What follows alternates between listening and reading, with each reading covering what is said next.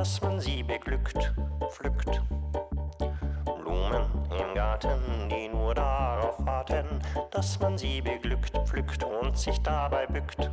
Blumen im Garten, die nur darauf warten, dass man sie beglückt, pflückt. Blumen im Garten, die nur darauf warten, dass man sie beglückt, pflückt und sich dabei bückt.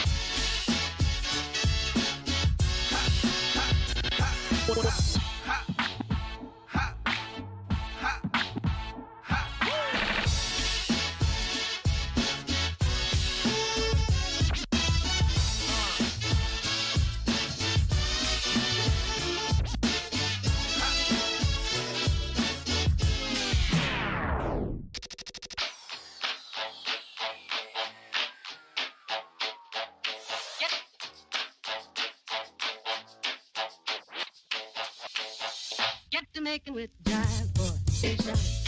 When it hits you, yes, indeed, yes, yes, you shout.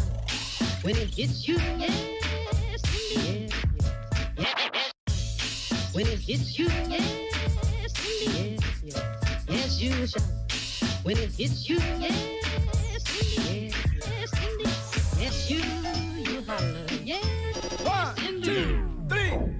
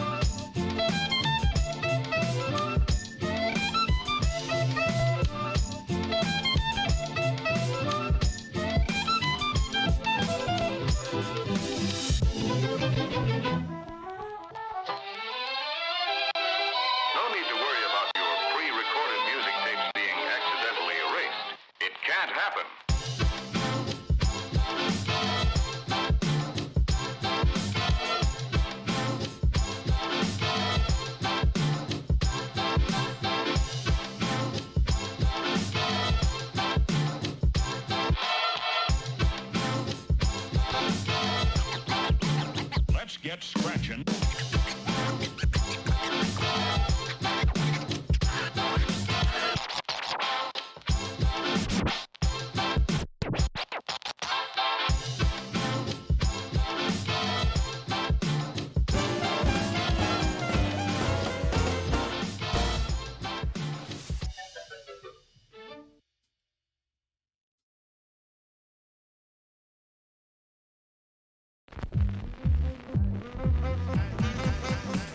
Potato chips, how my mouth does with potato chips. Oh, zip, zip, zip, crunch, crunch. I don't want no lunch, all I want is potato chips. Potato chips, how my mouth does with potato chips. Oh, zip, zip, zip, crunch, crunch. I don't want no lunch, all I want is potato chips.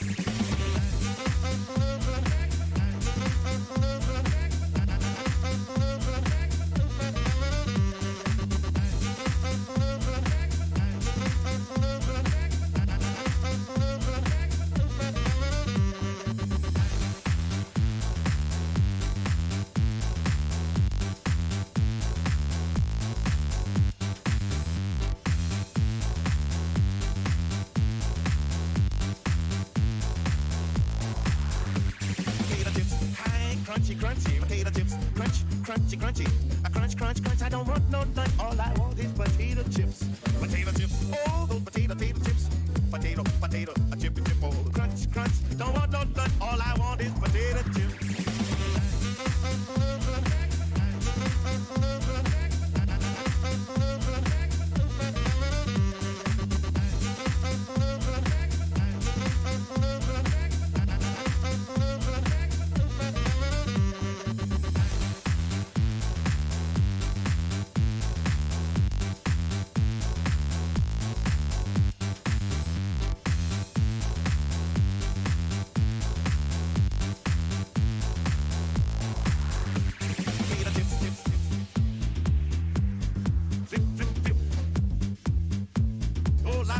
Potato chips, potato chips, chips.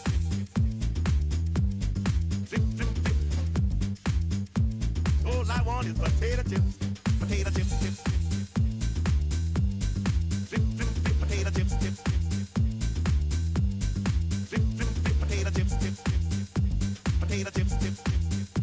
Potato chips, chips. Potato chips, chips. Potato chips, potato chips, chips.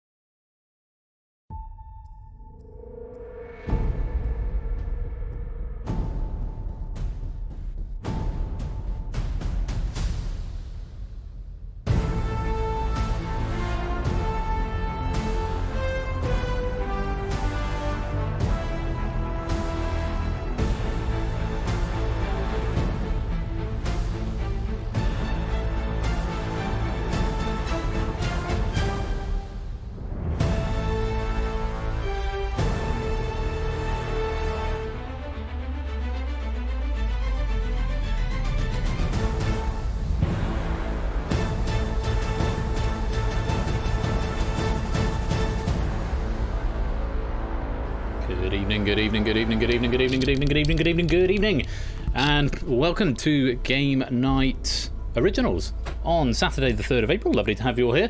I hope you like the new branding message that went in beforehand. I had fun doing that this morning when I should have been proofing question packs for this evening, but hope you liked it. And I appreciate your ooze of delight. Yeah, here we go into the final leg, if you like, of this face-off tournament.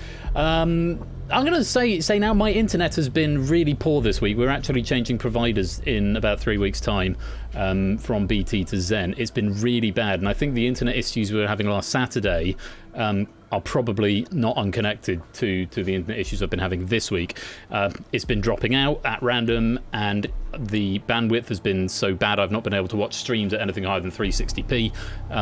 It's just been really bad. Today seems to have been a little better.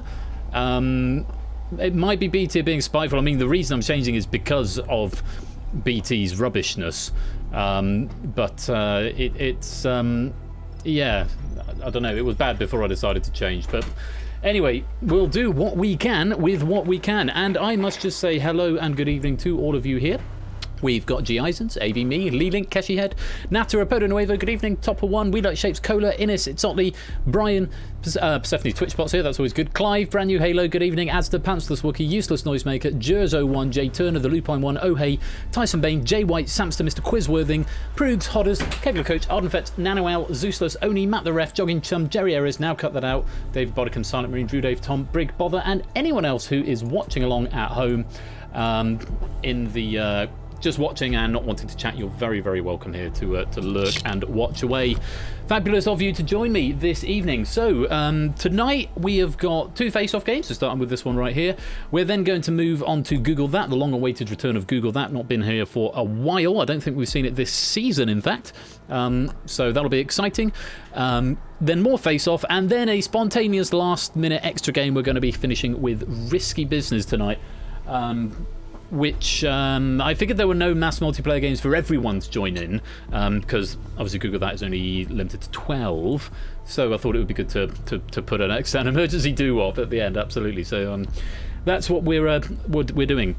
But first things first, we have got the small matter of this face-off to do. I'm just going to turn to my wife and ask if she wouldn't mind pausing the washing machine, just in case it goes on to a fast spin. I know there's a bit of a meme with the washing machine, but it wouldn't be good for it to go off during face-off. For that reason, I'm also pausing the alerts temporarily, and I need to remember to switch those back on at the end.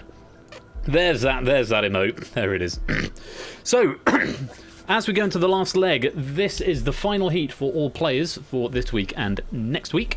And these players still haven't played the opponents that they're facing tonight. They wouldn't have played them before, but they have been in every seat now. So the draw for the seats this evening has been done at random. And we're going to find out in just a minute who is sitting where. First of all, let's meet this evening's contestants. No, before we do that, let's go and check in with the leaderboard. So there is our leaderboard as it stands. Toot reigning supreme at the top with 16 points, winning every single face-off that he has played in so far. Ralph currently in second, also facing off later tonight. A win for Ralph would secure a place in the top 2. A win for Toot, of course, would secure his place at the top. My statistician Panda has told me that it is technically still possible for anyone to qualify. Anyone can still technically get through into the semi-finals, which would need to put you into that yellow bracket there, yellow and orange if you are. That shows which semi-final you'll be in. But it is technically still possible for anybody to get there. That is a distinct possibility. Some of them are less likely, but all are possible. So my stream is suddenly buffering itself to Kingdom Come, so I'm just going to pause the stream. I'm hoping that it's not buffering for you guys at home and you're able to watch it okay. I'm going at 720p and there are no transcoding options, unfortunately. All seems fine to you. Good. That is good to hear. It must just be at my end, on my download end. Fab. That's good to hear.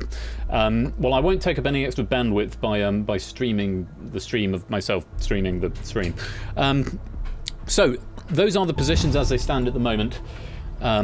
Let's get into the nuts and bolts of this evening's game by meeting our contestants for this first face-off tonight. We've got Kira, 23-year-old teaching assistant musician goblin from the UK. We've got Benzi, our 22-year-old online content creator from upstate New York. We've got Alex, our 30-year-old QA technician from Derby. And we've got Liam, our 30-year-old game show fan from Ireland. To all four of you, good evening and welcome. Hello! Lovely to have you all with us. Now, obviously I've spoken to you a lot before. I'm not going to go into great details on the stats tonight because for a lot of you we sort of know what we're anticipating. Kira, currently bottom of the league, but is still technically possible for you to make it through. How are you feeling coming into this final heat? Do you know the Titanic? Yeah, I know the Titanic. I still remember it.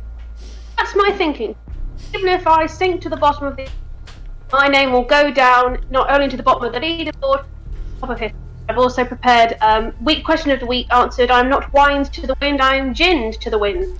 I've prepared the use join gin to the wind. I've prepared useless noise maker tonic, which is 3 kinds of neat in a glass. Sounds good to me. Well, we wish you the very best of luck in this final heat tonight. Maybe your final face-off, but we wish you luck all the same. Benzi is facing off against Kira. Benzi, good evening and welcome. Good evening. Nice to have you with us. I feel like I've not spoken to you for at least a couple of weeks. It might be more than that. It's been 2. Has been 2 weeks. Benzi, currently in, if I just look at the league, 11th, so you're just one place short of getting into the semi-finals as it stands at the moment, though of course a lot of players with the game in hand. You're in a 3-way tie with Ape and Alex on 4 points, and you're in the middle of it. How are you feeling coming into this face-off here? I need to do better than usual to secure my spot. I can't say anything as to how tonight will go. I've been burned by that a couple weeks previously, but here's hoping. Well, the best of luck to you, Benzi, in this final heat tonight. And facing off against Kira and Benzi is Alex. Alex, hello, good evening. Gentlemen. 12th place at the moment, Alex. Just one behind Benzi, but with the same number of points, so it's just the time bank that is putting you down in that 3-way tie between you, Benzi, and Ape. How are you feeling about this? We're skipping all of the preamble of the nicey, oh, I'm glad to be here. I need to win this, or else I ain't qualifying. Well, I might be able to give you a little interesting statistical fact nugget to make things a bit more interesting and spicy for you in just a minute, but Alex is not beating around the bush here. He's come here to win, and that's what he's hoping to do. We wish you the very best of luck, Alex. And facing off against Kira, Benzi, and Alex tonight is... is my microphone okay? It's coming through loud and clear. I'm getting a computer fan in the background, but I'm hearing you just fine. Excellent. And facing off against Kira, Benzi, and Alex is Liam. Liam, good evening. Good evening, Alex. Good evening, Alex and Kira, Benzi, and Ben. And Ben. How you doing? Nice to have you with us, Liam. 14th at the moment. Yep. 3 points though, so it is close. Only a point behind Alex and Benzi, 2 points ahead of Kira. So you're all at the moment in the red area of the league. Liam, how are you feeling about this final heat? Well, I am dreading it, but if I actually get through and if I win, then I am actually going to have to dread it even more because there'll be more players the next week. Indeed so. Well, not next week, it'll be the week after. To all four of you, good luck. Here's an interesting fact nugget for you. And Panda said maybe I shouldn't say this before, but I've decided I'm going to. Where was that interesting fact nugget from Panda? There it is. Anyone who doesn't break 5 points can't possibly qualify. So in this heat, if anyone other than Kira wins, the other 3 are mathematically out, as the breakpoint will climb to 7, and the others can't hit it without a win tonight. If Kira wins, then Kira doesn't necessarily guarantee a place. It depends how much time she banks and what happens in the other heat. But that's the interesting fact nugget for you tonight. If anyone wins other than Kira, the other 3 are out of the tournament. Hooray, I'm an anomaly. They get guns, as Brig is saying, yeah. So a very, very interesting game that could, interesting match that could decide the outcome, for, in fact, almost certainly will decide the outcome for at least 3, if not 4 of you. So much to look forward to. Shall we get into it? Yes. I think we should. Yeah. We might as well. So, as usual, I've now got my third monitor, so chat, I will keep half an eye on the chat in the other stream above, but I'm going to maximise the game screen so that I can read the questions nice and easily. Let's go into the face-off arena now.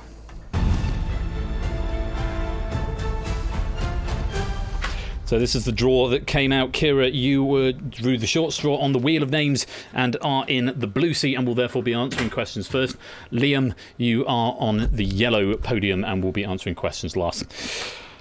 We all know what's at stake here. It is the first of the final leg of heats. The very best of luck to all four of you. Kira, you're answering questions first. 60 seconds on your clock. And Kira, your time... I'll bring my stream deck out. No, I'm not going to bring my... I'm just going to leave my stream deck there, otherwise I'm going to accidentally click stuff. Kira, your time starts now. Kira, which party was in power from 1964 to 1970? Labour or Conservative? Labour. Correct. Benzie, which grime artist had a hit with Big for Your Boots? Stormzy? Correct. Alex, what word meaning not reasonable can also refer to a number like pi that... Irrational. Correct.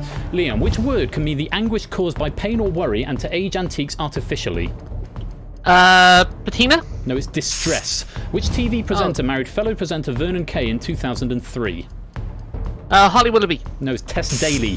Which marsupial's name is used of an improper or unlawful... Kangaroo! Correct. Kira, which animals are raced at Doncaster in the St. Leger? Horses. Correct. Benzie, the island group of Polynesia is in which ocean? Pacific. Correct. Alex, which Oscar-winning British actor has starred in the films Little Voice and Moulin Rouge? Ewan McGregor. No, Jim Broadbent. According to the title of the book by John Gray, if women are from Venus... Mars. Correct. Liam, in men's golf, the Masters tournament always takes place at which golf club? Pass. Augusta National. The Irish equivalent of the boy's name James is what? Seamus or Sean? Sean. No, it's Seamus. In a theatre, what T are openings cut into scenery to allow actors to appear or disappear suddenly? Pass. They're traps. In which sport is it favourable to end up on the fairway rather than in the golf? rough? Correct. Kira, in human physiology, the term astigmatism refers to a condition affecting which sense? Sight. Correct. Benzie, what is 1/3 of 18? 6. Correct. Alex, in the authorised version of the Bible, it is more blessed to what than to Give. receive? Correct. Liam, what is 35 plus 14? 49. Correct. Kira, whose interests does the NUS represent? University. Students, I'm afraid. What does the Spanish word picante mean? Baked or spicy? I see. Correct. Benzie, Bridget Bishop was the first woman to be hanged at which... Salem? Correct. Alex, which South American country was once known as Dutch Guiana? Suriname. Correct. Liam, which fictional seaside town is the setting for the sitcom Dad's Army? Pass. Wilmington on Sea. In which Scandinavian country is the city of Helsingborg? Sweden. Correct. Kira, stolen bread traditionally comes from which European country? Germany. Correct. Benzie, Enron, the giant US corporation which filed for bankruptcy in 2001, traded in which commodity? Energy. Correct. Alex, Ankara replaced which city as the capital of Turkey in 1923? Istanbul. Correct. Liam, in the German language, the word Klein means what? Golf. Big. Correct. Kira, Miami and St. Petersburg are cities in which US state? California. No, it's Florida. What C is the job title of someone who delivers urgent packages, often by bicycle or motorcycle? Correct. Benzie, in 1964, the song You Really Got Me was the first UK #1 Pass. singer. It's the Kinks. Brogues are predominantly made from which material? Leather or wool? Leather? Correct. Alex, which US police drama, first shown in 1993, deals with the daily lives of officers Cops. in NYPD Blue? Which animal usually has the longer gestation period? A pig or a horse? Horse. Correct. Liam, in the puppet show Punch and Judy, what... I had a feeling I was going to go. And it has indeed, Liam. I'm afraid that is the end of the line. It's the end of your face-off, and it is the end of your tournament life. I'm so sorry, but you are the first one I can say categorically cannot get progressed to the playoffs. I'm really sorry, but have you had a good time here? I know. I had a good attempt. I did whatever I needed to do. So You've certainly given thanks us... so much for letting me go on there. Oh, it's been a pleasure. Thanks so much, You've been Henry. a wonderful contestant to have, and it's been lovely to talk to you. I won't rub in the James Shamers question too much. I know. But I know. I got it wrong. Liam, it's been an absolute pleasure having you on here, and hopefully we'll see you in future games, certainly, and maybe in a face-off tournament in the future. Thank you so much. Thanks, Good luck Liam. to the Take rest of you. No, good luck. Good luck. So, Kira, Benzie, Alex, you're through the first round. Benzie with the most time is going to move into the third position. Alex next is going to move into the second position, and Kira is going to stay in first position. Not a huge amount of time in it, but that is the end of round one. Let's go to round two now.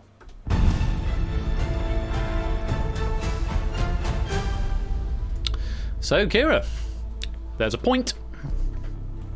Hey! Points are good. Yeah, strong performances there. The university students question is the National Union of Students is what NUS stands for. University is a bigger institution than specifically students, which is why I didn't feel I could condone that one. But hopefully that's absolutely fine. understandable ruling, hopefully. But you're here, you're into round two, you've got another point on the board. A little bit of a way to go yet, because as we know, whoever doesn't win this one is guaranteed out, and yourself, if you do go on to win it, you've got to go in with a big time bank, so we'll all wait and see what happens next. Alex, through here into round two. Not a bad amount of time, 3 seconds more than Kira, 20 seconds in total. Happy with that? Yeah. I'm coming through good, well, properly, am I? Yeah, all fine. It's an improvement over the last couple. That's good. I'd agree. Yeah. No major dramas there, I don't think. I think there was one which you missed. Suriname was a great answer, I have to say. Very impressed with that one. I know me countries. Also, the Ankara Turkey question. Yeah. Was my first question. Was my first question in the play-in. Really? What's the capital of Turkey? So it's the other way around. The other way around. Yes, there's a lot of that in this question, Pat. They do take a lot of questions, can become two questions. Just slipping up on the More of that. More of that. Just slipping up on the Jim Broadbent question, but nothing really major to worry about there. And you're through to round two. Yeah. Benzie, with the most time left by quite some way actually. There you had. It doesn't say, but I thought it was about 30 seconds and change. It was. Yeah, you had a good lead. It was like 10 seconds over Alex. I thought it was about 37. I thought it was about 17 seconds. I might be misremembering. It was 10.4. 10.4. Okay.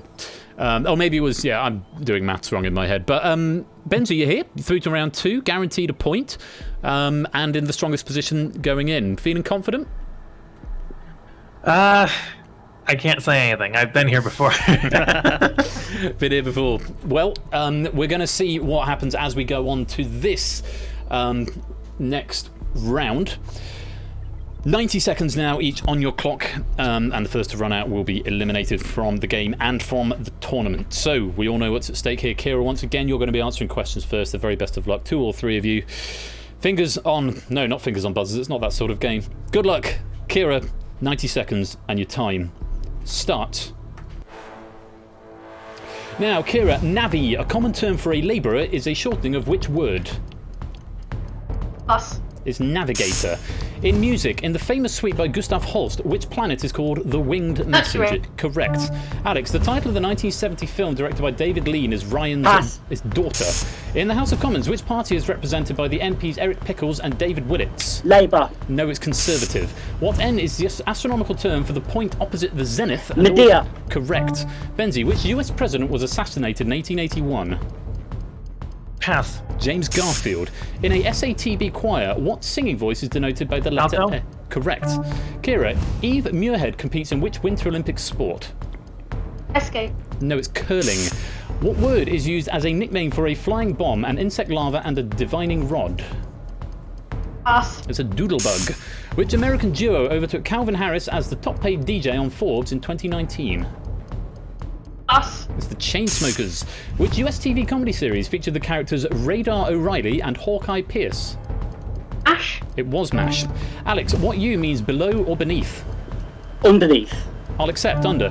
Benzie, the 1944 film in which Cary Grant discovers that his respectable aunts are poisoning men is arsenic and old what? Women? No, it's lace. In which decade did Superman and Batman first appear in comic books? 1930s? Correct. Kira, the statement "the karma is working from another lifetime" led to the sacking of which England manager? I'll pass. It's Glenn Hoddle. Which four-letter word means without a raised heel when referring to a shoe and dead? Pass. Correct. Alex, which S can mean to affix your name to a document or to communicate? Sign. Correct. Benzie, in touch typing, which digit is used to operate the spacebar on a keyboard? Thumb. Correct. Kira, moccasins are worn on which part of the body? Feet. Correct. Alex, if you strive not to be outdone by your neighbours, you are keeping up with the... Joneses. Correct. Benzie, who was the Greek god of fire, metalworking and blacksmiths? Pass. It was Hephaestus. In the arts, the technique of parquetry is used to make what? Inlaid work? Inlaid work? Correct. Kira, what is the more common term for a powerful overhead volley in tennis? No, it's a smash. What is the highest rank of the British hereditary peerage in the UK? Lord. No, it's Duke. In which city are the constituencies of the MPs Simon Hughes... I'm going to stop that question because those guys are no longer MPs. That's a dead question. Kira, I'm going to give you back... yeah, sorry, Michael Patillo and Simon Hughes. There was one that came up earlier. Which party did they represent? This one, though, I am freezing on the grounds that I've just mentioned there. So give me a second. I haven't had to do an emergency stop for a while, so time control. Kira, I'm going to give you an extra 3 seconds back, taking you up to 21.25. Question is still going to be with you, but you're going to get a fresh question. Good luck, and the time continues. Now, the Gleneagles Hotel and Golf Course are located in which country of the UK? Scotland. Correct. Alex, from the 14th to the 17th century, what D was a close-fitting body garment worn by men? Dress? No, it's a doublet. The Battle of Bunker Hill was a major battle in which war? World War II. No, American Revolutionary War. Which US comedy actor played filmmaker Carl Denham in the 2005 film King Jack Kong? Black. Correct.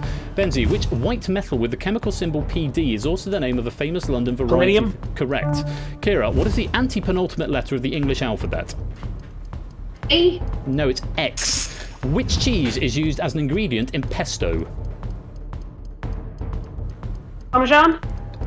Yes, Parmesan, correct. Alex, the Shinano is the longest river in which country? Japan. Correct. Benzie, the rapper Labyrinth had a 2011 hit with a song named after what type of natural... Hurricane? No, it's earthquake. Which party was the New Zealand politician Jacinda Ardern elected as Labour? leader of... Correct. Kira, in the 2002 British actor Tom Wilkinson received an Oscar nomination for his leading role in which film? In the bedroom was the answer to that question. Oh, Kira, I did what I could with that question there. That was the dead question, which couldn't have counted because of what it was. And I reckon there's a lot of MP questions coming up tonight, a lot of politics questions. But Kira, I think it was a bit of a long shot anyway. But unfortunately, your face-off journey does end here. Oh, so sorry to lose you. Thank you so much for having me. I've got my tonic to down while I play Google that. Absolutely. Very best of luck to Alex and Benzie.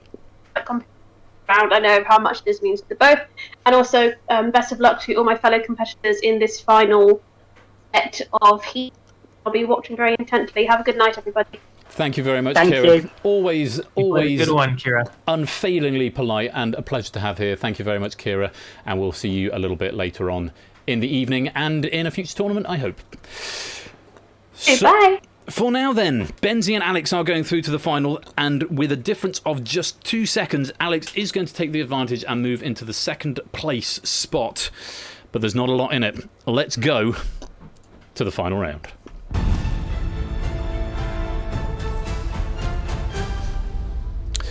I need to apologise to you as well. I can't remember who had the question. I heard my wife laugh in the background and it almost set me off. No, it was very funny, and I thought it was funny as well. It's the only reason because I screwed up the word moccasins, and then immediately after that there was, not long after that, Hephaestus. I managed to get Hephaestus right. But then there was a question in the arts. This is a Benzie's question. In the arts, the technique of parquetry is used to make what?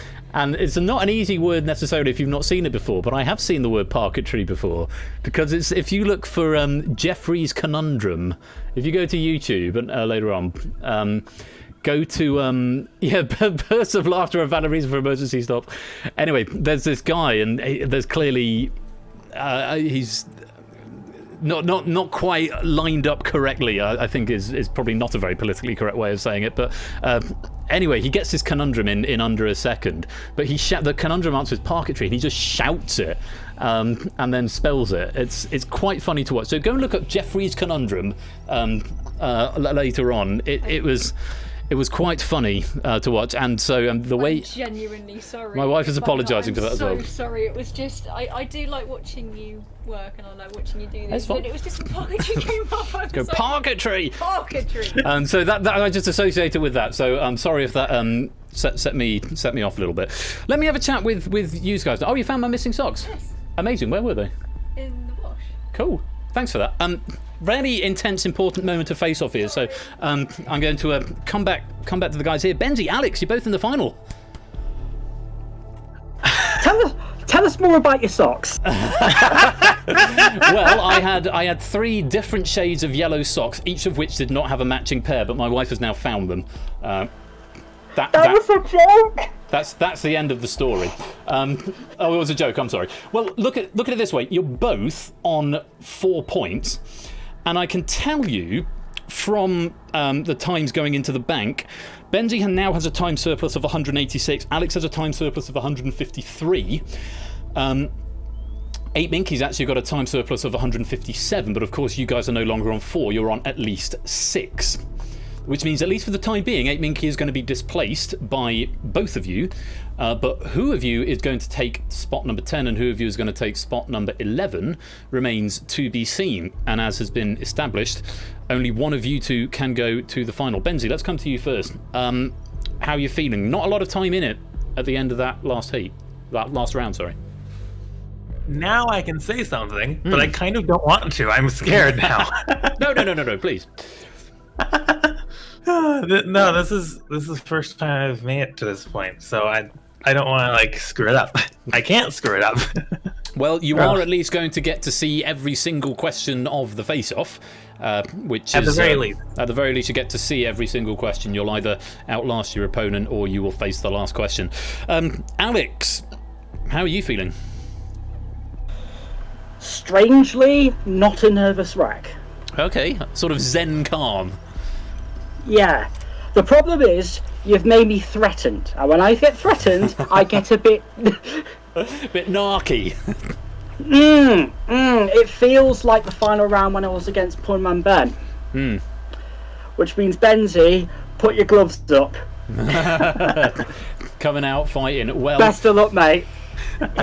Ding, ding, ding. Whoever wins on this one will have earned it. Absolutely it's Saturday right. on Sky Sports. And it's also, I'm just going to have a look at the table, because we know that whoever wins this, whoever loses this won't be going through. Just having a look at the board to see if whoever wins it is guaranteed to go through. And it looks as though that is the case, because whoever wins this will have 8 points, displacing Grunkle, Clive and Ape. And with the opponent also going up to 6, that means you've got a 4-person buffer at least. And of course, only one person from the next game can... Although not necessarily. I'm not going to say anything because of all the variance in this game is so wide because of the 4-2-1 point structure. So, you know, if for example, in the next heat... Yeah, I'm just looking at it now. It does look as though it's not a guarantee, but in order to even be in with a chance... You've got to win this heat. So, I'm going to shut up. You've each got 120 seconds on your clocks. The very, very best of luck to you both. Benzi, you're going to be answering questions first. And Benzi, your time starts. Now, Benzi, Wakanda Forever is a famous quote from which... Black Panther. Correct. Alex, colour blindness usually affects which human sex, male or female? Male. Correct. Benzi, by what name is the French language known in France? Français. Correct. Alex, what kind of creature is a lapwing, bird or butterfly? Butterfly. No, it's a bird. Which celestial body, other than the Earth and the Moon, brings about the changes of the tides? Sun. Correct. Benzi, Luxair is the national airline of which... Luxembourg. Correct. Alex, UB40 had a 1983 UK #1 Wine. single... Correct. Benzi, which political party was outlawed by the South African government in 1961, then legalised in 1990? ANC. Correct. Alex, whom did John Major support in the first round of the Conservative Party leadership election in November 1990? Pass. Margaret Thatcher. What word beginning with A means a public slaughterhouse? Abattoir. Correct. Benzi, in 1958, the singer Cleo Lane married the British jazz Dankworth. What is the title of the Oscar-winning 2000 film starring Michael Douglas as a judge running an anti-drugs campaign? Pass. It's Traffic. Soul singer James Brown won a Grammy for his 1965 UK hit single Papa's Got a Brand New... Bag. What? Correct. Alex, what is the capital of Rwanda? Pass. Kigali. In which century did Joan of Arc enter Orleans, forcing the English to retreat? 14th. 15th. In common speech, someone resentful about something may be said to have a chip on his... Shoulder. Correct. Benzie, Seal, Niles Barkley and Patsy Cline have all had UK hits with which song title? Crazy. Correct. Alex, which French word meaning boy is also used to call a waiter in a Garçon. cafe? Correct. Benzie, Providence is the capital of which US state? Rhode Island. Correct. Alex, Westminster Abbey and the Arc de Triomphe both house tombs of which symbolic military figure? The unknown soldier. Correct. Benzie, what is a chemical symbol for cesium? CS. Correct. Alex, which English monarch who reigned from 1100 to 1135 was known as Beauclerk? William II. No, Henry I. What word can describe the development in artificial conditions of organisms and the intellectual side of civilization? Microcosm. Culture. Edward Rochester, Bertha Mason and Sarah Reid are characters in which Charlotte Bronte novel? Pass. Jane Eyre. The Star-Spangled Banner is the national anthem of which country? United States. Correct. Benzie, commonly used in English, what is the Japanese word for harbour wave? Tsunami. Correct. Alex, in snooker, how many points is the green ball worth? 3. Correct. Benzie, in which Shakespearean tragedy does the title character disinherit his favourite daughter because she refuses to fight him? Correct. Alex, something good following on from a previous good thing is said to be the icing on Cake. the... Correct. Benzie, what name is given to a large sack-shaped cushion filled with polystyrene beads? Beanbag. Correct. Alex, in the 18th century, David Garrick was a famous name in which field? Theatre or prize Theatre. fighter? Correct. Benzie, in 1996, John Parrott became a team captain on which long-running sports A question of sport. Correct. Alex, what tea is a common name for a hardy member of the cabbage family grown for its edible root? Turnip. Correct. Benzie, which London landmark reopened in 2002 after being closed to the public since 2000 due to Millennium swaying? Bridge. Correct. Alex, which actor starred as Tarzan in the 1932 film Tarzan the Ape Man? Laurence Olivier. Johnny Weissmuller. In the 1960s, which word preceded people, child and power to give 3 common expressions? Flower. Correct. Benzie, what O is the name for a curved lake left behind when a river changes course, cutting off one of its bends? Pass. It's Oxbow. Which civil war happened first, the Spanish or the English? Spanish. No, it's the English. In vehicle licensing, the letter S stands for what in the abbreviation PSV? Pass. Service. In an ascending sequence, what is the next prime number after 23? 27. No, it's 29. The Battle of Hamburger Hill was a battle in which war? 2. No, it's the Vietnam War. Which P is a length of board or fabric used to hide a curtain rod? Pass. It's a pelmet. In which US city is 6th Avenue officially named Avenue of the Americas? Washington, D.C. No, it's New York. The frontal pole is part of which of the body's organs? Brain. It is. Alex, in which US sitcom did Henry Winkler play the character Arthur Fonzarelli? Happy Days. Correct. Benzie, the Yukon Territory of the and the Northwest Canada. Territories? Correct. Alex, Christiana, it was the former name of which city? Copenhagen. No, it's Oslo. Which 1938 novel opens with the line, "Last night I dreamed I went to Mandalay again"? Packer Tree. Rebecca. Oh my god. Well, that had everything. That had everything. There was Benzie forgetting that 27 is divisible by 9. There was a lot of back and forth, so many consecutive correct answers. But it's come down to a 6.7 second deficit after going into a crazy spiral at the end. Nearly letting it slip away, Benzie has just about emerged victorious in this match, and it does mean we have to say goodbye to Alex. Alex, I'm so sorry. You've given us an absolutely splendid performance right up to the last match right here, and it is a real shame that we won't be seeing you going forward in this tournament. But have you had a good time? Bloody hell, that was... Benzie, you showed stuff that you hadn't showed before, mate. That was pretty mental. That was a very strong answering from both of you, has to be said. How the hell do you know a question of sport? Because I follow international television things, and that's just come around. Bloody hell, man. Wow. Well, we I had the Rebecca question earlier, actually. I'm just glancing at these, I'm thinking there's one or two that are coming up that I'm thinking, I'm sure I've seen that. We had the Millennium Bridge question earlier. The Millennium Bridge question had come up before, definitely I've seen that. So I'm not sure what's going on there because they're on a seed. And my wife is telling me the Rebecca one's come up before, so I'm not quite sure what's going on there, because they're on a seed and there shouldn't be repeats unless somehow they've been shuffled and not deleted, and that might be my bad. But I'll look into that with Panda over the next week. To be honest, for the semis and the finals, I'm probably going to handpick the questions anyway. Yeah. In any case, Alex, you played an amazing game. And also, now I'm on this side of the divide, right? I can write the questions for you, can't I? You can. You can certainly submit some questions to the. Who's the real winner? To the trivia database. That would be. No, we haven't got through all 10,000 questions, Brig. Fortunately, I've seeded this in such a way that it just remembers the last question that was asked and then carries on from there. But I have shuffled the database a couple of times, so maybe something odd going on. Or maybe it's shuffling it every time. I don't know. I'll look at it in due course. For now, though, Alex, we do have to say goodbye, but do stick around for the rest of the evening, and we'll see you in the future, just I'm sure. One quick thing. Did Brig say poor Alex in the chat? He said some great answers from both, and he did. He said, poor Alex. Start running. You've been warned, Brig. There's your warning. He wasn't the first to say it, though. Topper was the first to say it. Start running twice, then. Anyway, I'm gone. I'm off for a pint. Bye. Good man. Good to see you, Alex. Take care. Ladies. See you soon. Yeah. So, Benzie, that means you are the winner of this face-off. Congratulations.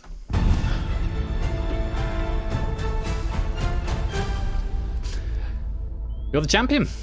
You've done it. You've won the match. Oh my god. It's been. I think you've had a bit of a struggle to get here. I didn't look at your stats ahead of the game. Your historical stats. Let's just have a look now. You're currently on 4 points.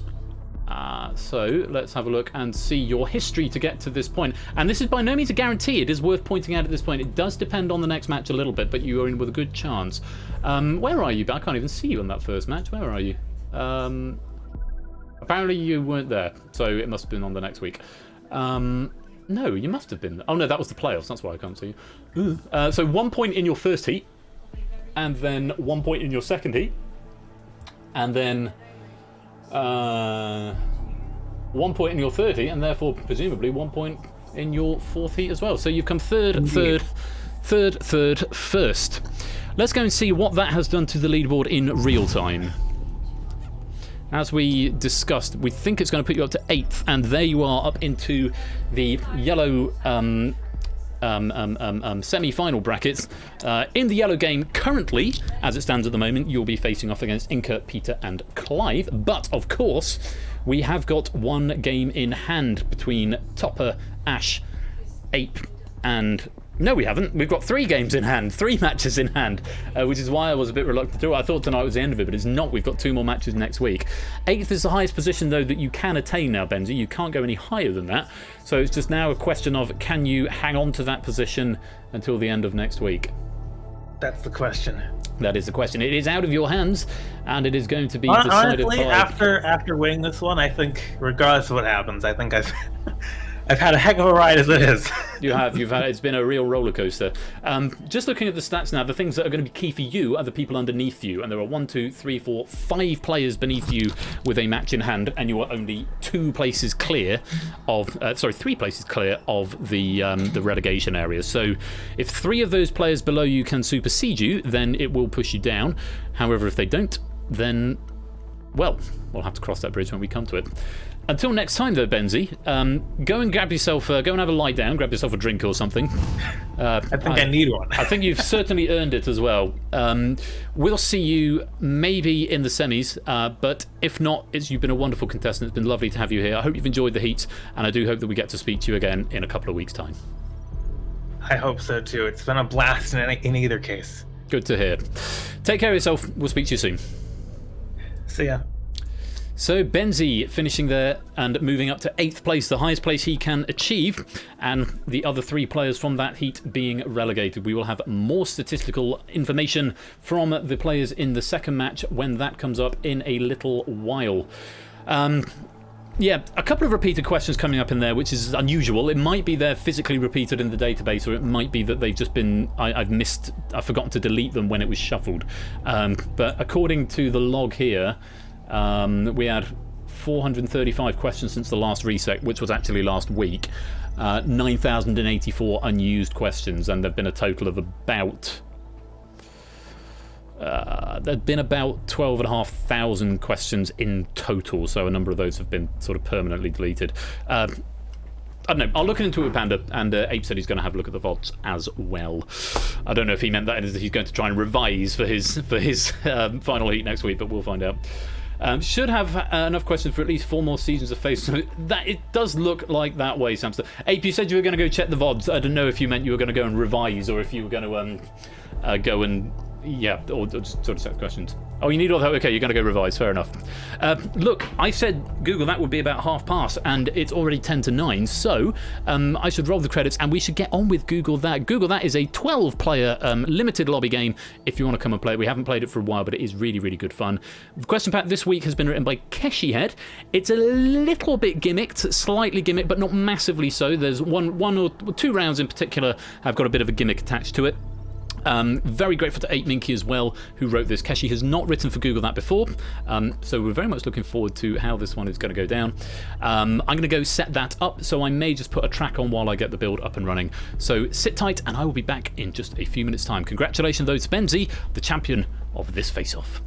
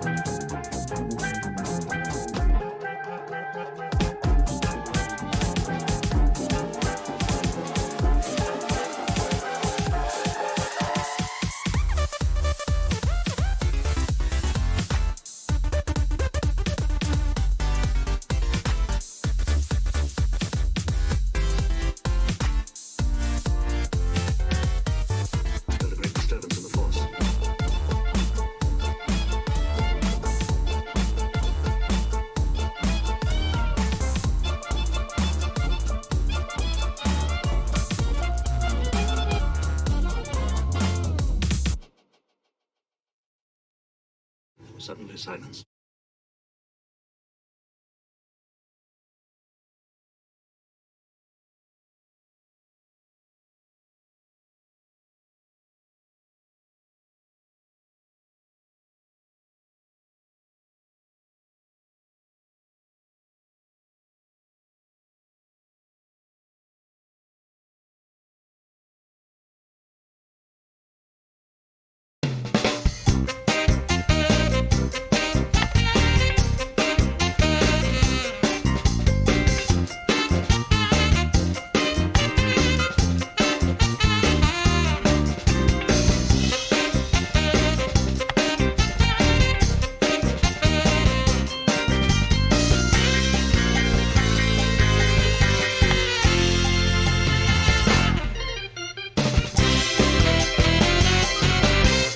Welcome back, everybody, and welcome to Google That. It's been so long since I played this game, I've almost forgotten how to do it.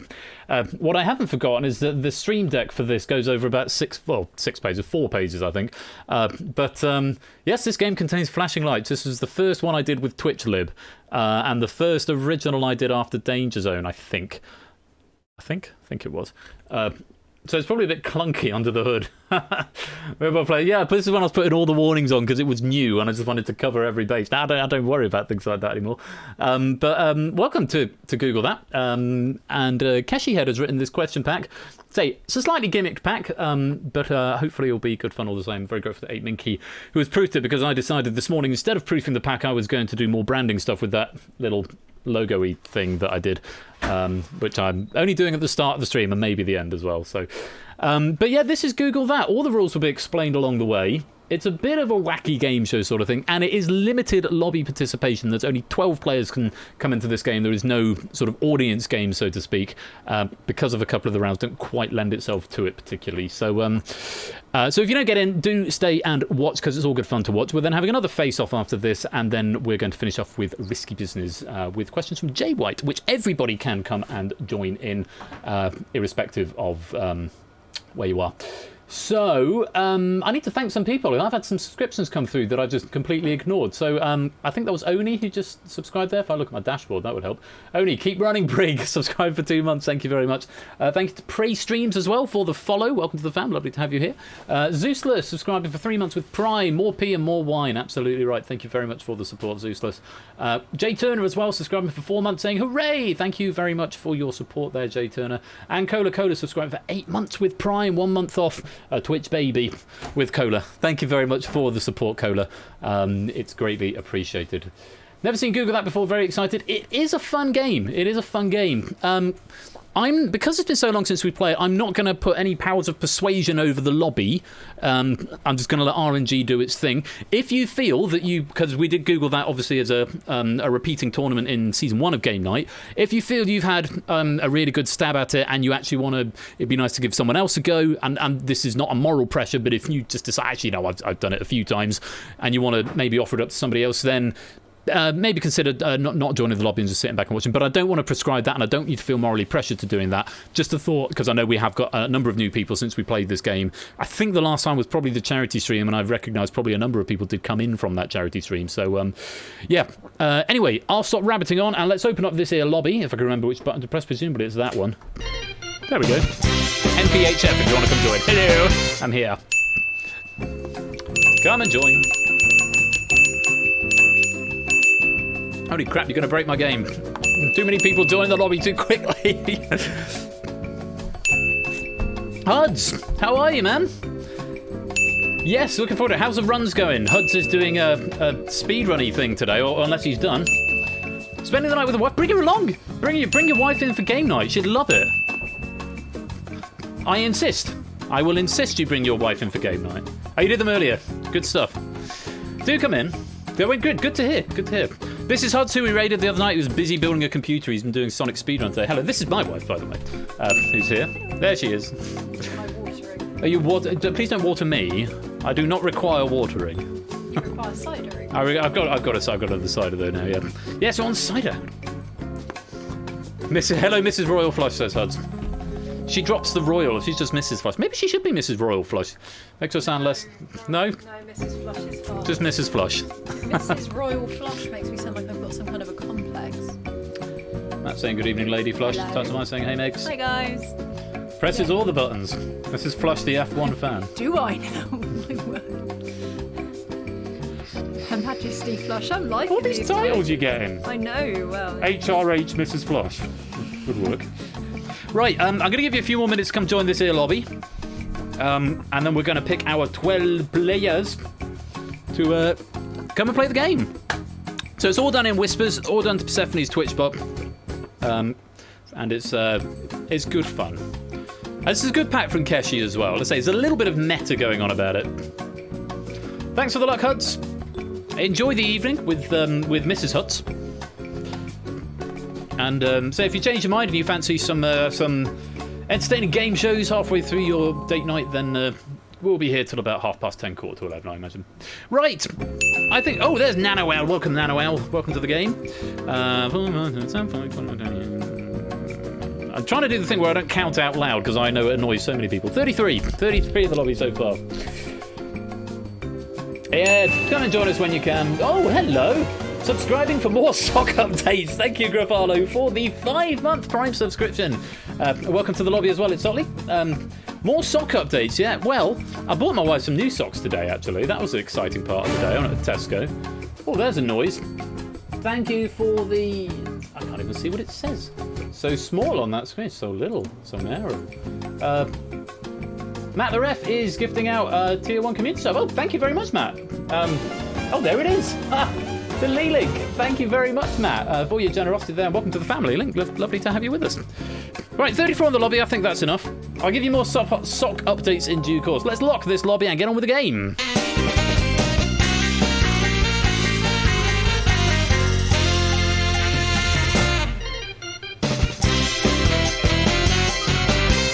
All right, you lovely lot. We're going to pick 12 of you to come and populate these here podiums. And actually, I can just see this now on the bigger monitor. I've never noticed it before. But actually, on the podium down here is a list of names of players who are coming in. So I'm going to pretend to read them out from there, from my podium. Anyway, let's populate these podiums and find out who our dynamic dozen are going to be tonight.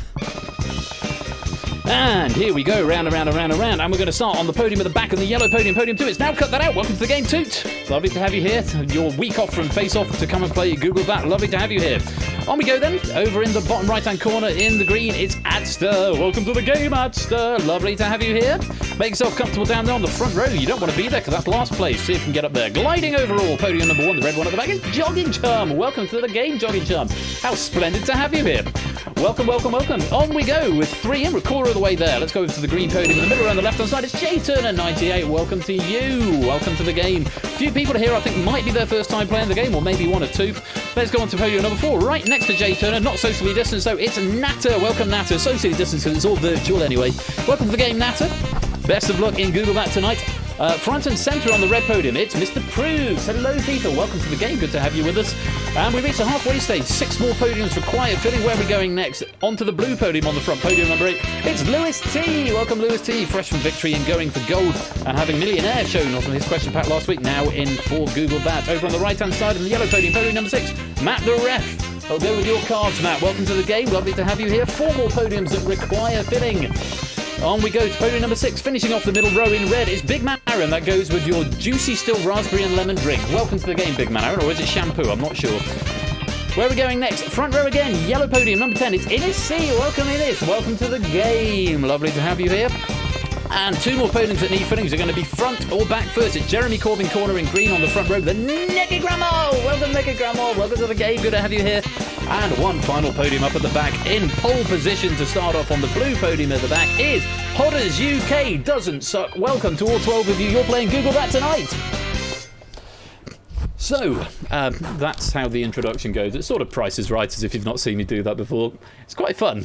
I used to do that twice. I did that twice a week for about 8 weeks in season 1. That's a good selection of players. There's some newbies and there's some vets here as well. So everyone's going to get behind your team now. I'm sorry that from this point onwards it is just the 12 players in the lobby. So as usual with this sort of thing, keep your answers out of the chat if you're playing along at home. Wait until I've revealed the answers here. But we're going to play Risky Business later on, which will be for everybody. So for those of you who haven't played before, and for those of you who perhaps want a reminder, let's go over the rules of Google That. Specifically, round 1. Which button do I press? Is it start? Let's find out. Yes. A reminder, these questions have all been written by our friend Keshi Head. So, round 1 is the early bird. Answer the multiple choice question. The question will appear in the chat first, so as ever, keep your eye on the chat rather than the screen in case you've got a bit of latency going on. Whisper A, B, C, or D to Persephone's Twitch bot. It's going to check that. Thank you, Panda. Only the first 5 correct players will score 10, 8, 6, 4 and 2 points respectively. So it's a bit like Danger Zone in that way. If you play Danger Zone, you'll get on with this one. You're not old, you're legends. No points if you're wrong or you're too slow. So only the first 5 players are going to get points. So if all 12 of you get it right, only the fastest 5 will get points.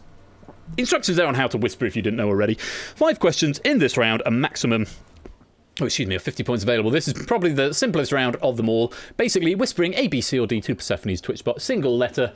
Make sure it's to the bot and not to the public chat. So, fingers on buzzers. It says 10 seconds there, but it doesn't start for 3 seconds, so you've got about 15 seconds to get your answer in. Question will appear in chat, and then whisper A, B, C, or D to the bot. Good luck. Here is question number 1. In 2004, that's Keshi, first appeared on Memory Bank. It was filmed in the same city as Deal or No Deal. Which city? A, Glasgow, B, Manchester, C, London, D, Bristol. Everyone got an answer in? So this is the meta of this round. This is, be sure to check our Discord. Yes, I certainly will, Panda. I did note it. I've just checked your message, but thank you very much for sorting that. So the if I ever refer to in this round, the is Keshi in this case. Keshi's a bit of an IRL game show fan. And 5 of you getting the right answer there, so you're going to get points. The correct answer was D, Bristol. Matt the ref fastest there for 10 points. Big Man Aaron second for 8. Adster getting 6. Hodder's getting 4. Prue's getting 2. Everyone else yet to score, but not to worry. Plenty of questions to come. Let's reset the podiums. God, the patter comes back. It's like riding a bike, this game, the patter. Fingers on buzz, everyone. Question number 2. A, B, C, or D. Here is the question. In 2012, that's Keshi, then appeared on Breakaway. Which of the following shows did host Nick Hancock not present? A, Duel, B, Win My Way, C, Destination, or D, They Think It's All Over? Not present. He presented 3 of them. Which one did he not present? Most people getting that one right. 5 people getting it wrong. 7 getting it right. Let's take a look. The correct answer was Destination, which was hosted by someone else, and someone in the chat I'm sure is going to tell me in just a minute. Big Man Aaron getting 10 points that time. Matt second getting 8. Hodder's getting 6. Jay Turner getting 4. And Prue's getting the 2. Naked Grandma and Lewis both correct, but unfortunately both timed out. It was Anne Robinson Lupine. That makes sense. Naked Grandma and Lewis not quite fast enough to get any points, and Natter, Jogging Chum 2, Innes and Ads are all incorrect. Let's reset the podiums. Or was it Schofield? Philip Schofield. Anne Robinson and Schofield. That's a good combination, that is. Fingers on buzzers, everybody. Here comes question number 3. In 2014, Keshi then appeared on Countdown. Who hosted the show immediately before Nick Hewer? A, Des Lynam, B, Des O'Connor, C, Richard Whiteley, D, Jeff Stelling. Everyone's in. And there's your time up. Oh, lots of people getting that right. 9 out of 12, just the 3. Naked Grandma, Jay Turner and Natter not getting the right answer. Most of us getting this one, but who's going to get points? The correct answer was D, Jeff Stelling. Lewis was fastest there for 10 points. Innes C getting 8. Now cut that out, getting 6. Matt getting 4. Adster getting 2. Hodders, Jogging Chum, Big Man Aaron, and Prue's just a little bit slow, I'm afraid. No points for you guys. Let's reset the podiums. 2 more questions in this round. Only 3 players yet to score. Jogging Chum, Natter, and Naked Grandma. Fingers on buzzers. Here's question number 4. In 2018, I then appeared on 15 to 1. We know 433 is the maximum score, but who is the only person to score it? A, Andrew Sullivan, B, Daphne Fowler, C, Ashwin Abanashi, or D, Bill McCaig?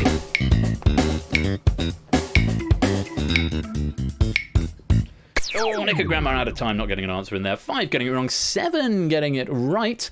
Let's have a look. The correct answer was Bill McCaig. Innes was fastest there for 10 points. Hodders getting 8, Toot getting 6, Big Man Aaron getting 4, and Matt the ref getting 2. Lewis and Adster again right answers, but just a little bit slow there. Never mind, one more question in this round. Let's reset the podiums. And last chance to get some points in this opening round. 10, 8, 6, 4, or 2 for the first 5 correct answers. Here's question 5. In 2019, I won £100 on a radio quiz. Which BBC radio station has the music quiz Popmaster on weekdays? Radio 2, Radio 1, Radio 3, Radio 4.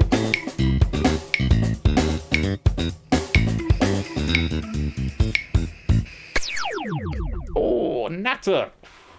Natter just missing out on this one here. The correct answer was Radio 2. Radio 2 was the correct answer.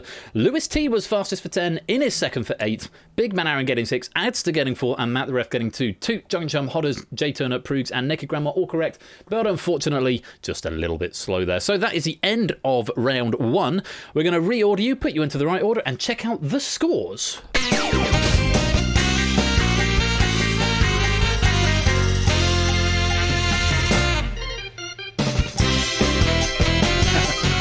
Yeah, the answers are put in randomly. It RNGs it.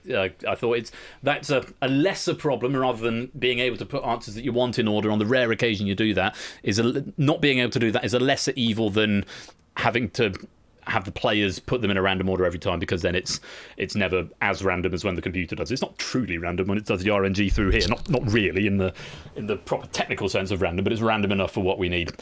So at the end of the first round, big man Aaron taking an early lead with 28 and in pole position. Matt the ref is gliding overall with 26, but sharing that top spot with Innes, also on 26 on the top row. Onto the middle row, Lewis T has got 20, Hodders is on 18, Toots on 12, as is Adster. Jay Turner and Proves both on 4. Jogging Chum, Natter and the Naked Grammar are yet to score, but there are still plenty of points up for grabs. Plenty of points. However, I'm going to take my hoodie off because you know what? I'm really bloody hot. Have you put the heating on? Oh, my! Mix is ironing. Maybe it's the heat of the iron. Yeah. The heat of the iron is the heat of the iron. Perhaps. Who knows? I'm sorry, I'm going to take. How is my little iron all the way? I don't back? know. Well, it's just me rabbiting on at 500 mile an hour, possibly. What are we wearing? We're wearing white Persephone's Chair t-shirt today. Now I feel I'm going to be cold in a few minutes, so that'll probably end up coming back on. I need a lighter hoodie, I think. Oh, good. Now I can see. Merch, yes, merch. Merch comes up on the. Oh yeah, you can chat like that by doing that. But you can also go to the merch store if you want to get your own Persephone's Chair t-shirts. But yeah, if you're in the lobby game, you can type exclamation mark and then a message, and it'll come up in the game. Right, that was the end of round 1. That was where we were. Let's go on to round number 2. Round number 2 is bid on the buzzer. This is where the tactics start in earnest. You'll be given a category, for example, history. When prompted, you need to whisper a bid from 1 to 10 to the bot. You can whisper more if you don't have any points. You can still bid 10 if you like. This is the number of your points that you're risking on this question. Only the 6 highest bidders will be in play for the question. Again, the category or question will appear in the chat first. So if you're in play, whisper your answer to the bot, answer first and correctly, and you get 10 points. If you give a wrong answer, or if no one in play answers before the time runs out, you lose the points that you risked.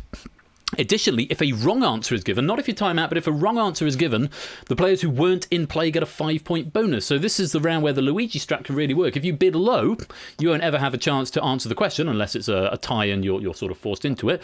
So the more confident you are, the more points you bid to get a chance at answering the question. But of course, you then don't get a bonus if someone else gets it wrong, and also you're risking more points in case you get it wrong.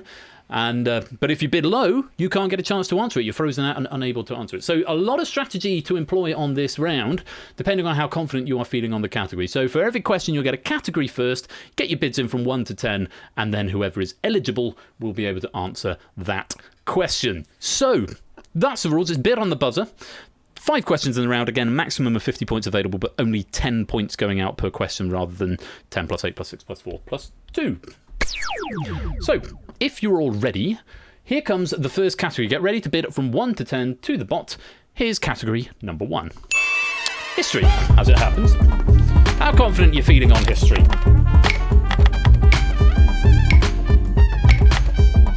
Abstention, for what it's worth, will give you a default bid of 1 rather than 0. So you're always risking at least 1 point.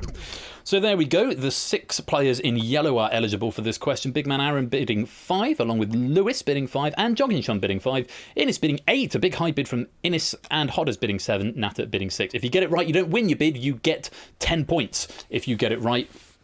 But you lose your stake if you get it wrong, and if you get it wrong, those players in blue will get a free 5 points. So, big man Aaron, Innes, Lewis T, Hodders, Jogging Chum, and Natter, fingers on buzzers. Here comes question number 1. At the end of British colonial rule in 1947, the region of Bengal was divided, with West Bengal becoming a part of India and East Bengal forming part of which new country? Innes is answering and saying Pakistan. Is Pakistan the right answer? Answering the question before I've even finished reading it. What's the answer? Certainly is Pakistan. Very well done. 10 points for Innes.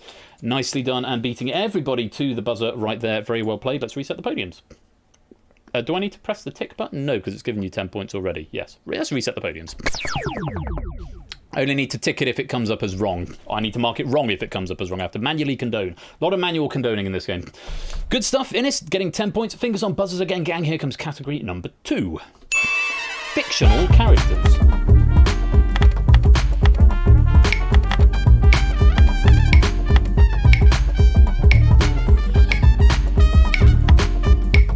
Bits from everybody there.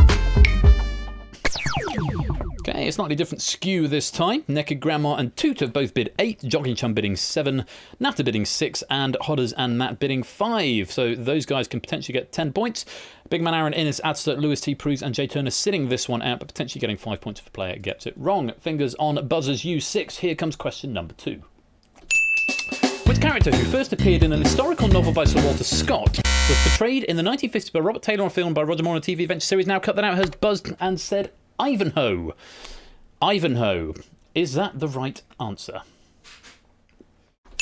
Very, very good. Now cut that out. Again, buzzing and giving an answer before I've finished reading the question. There's lots of practice in face-off clearly coming in here, interrupting the host. Yes, 10 points. Ivanhoe was the right answer. Very well done too. That's 10 points to you. Let's reset the podiums. Oh, that's gone down the wrong way. These are very, very fast speeds. They are long questions, so if you're a faster reader, you may have an advantage here. Fingers on buzzers again, gang. 1 to 10 on the category of Irish theatre.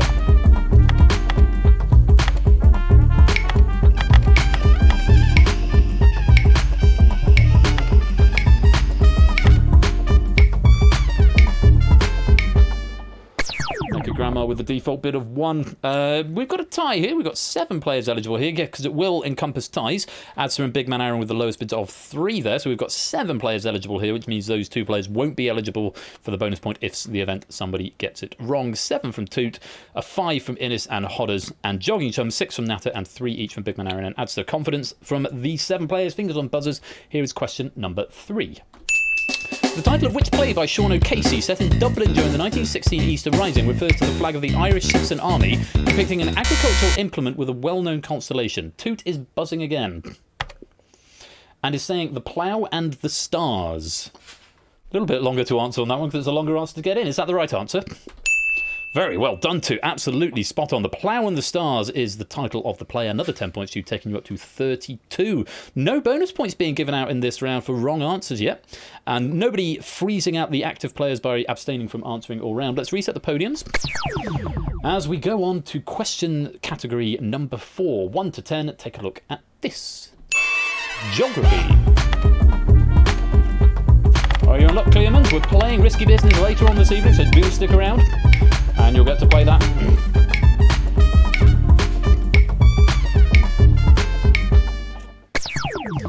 Okay, oh, we've got a big tie here. Big tie. 8 players eligible for this question.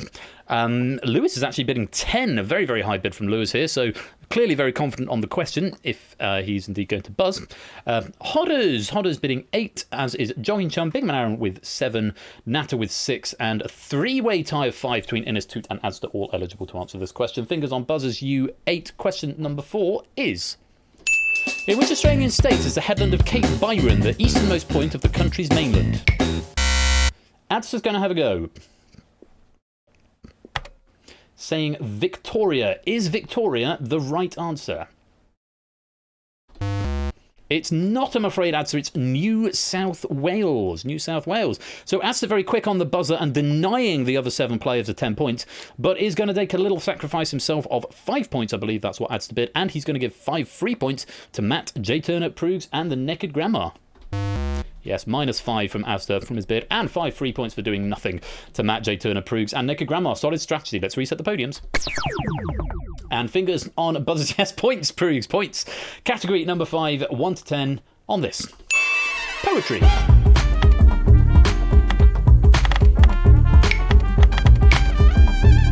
Bids from all players.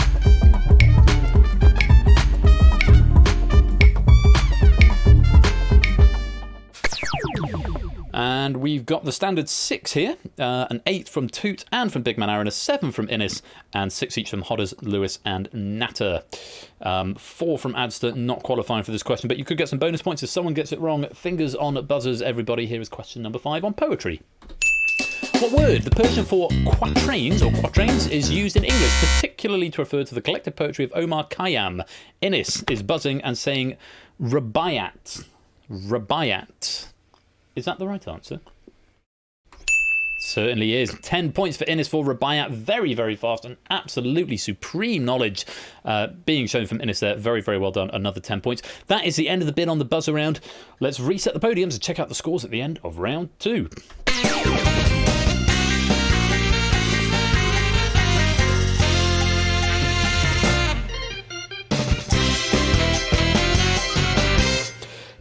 So a bit of a change here at the top. Innes now taking pole position with 46 after a very strong performance in round 2. Toot is gliding overall with 32. Matt the Ref slips down to 3rd place with 31.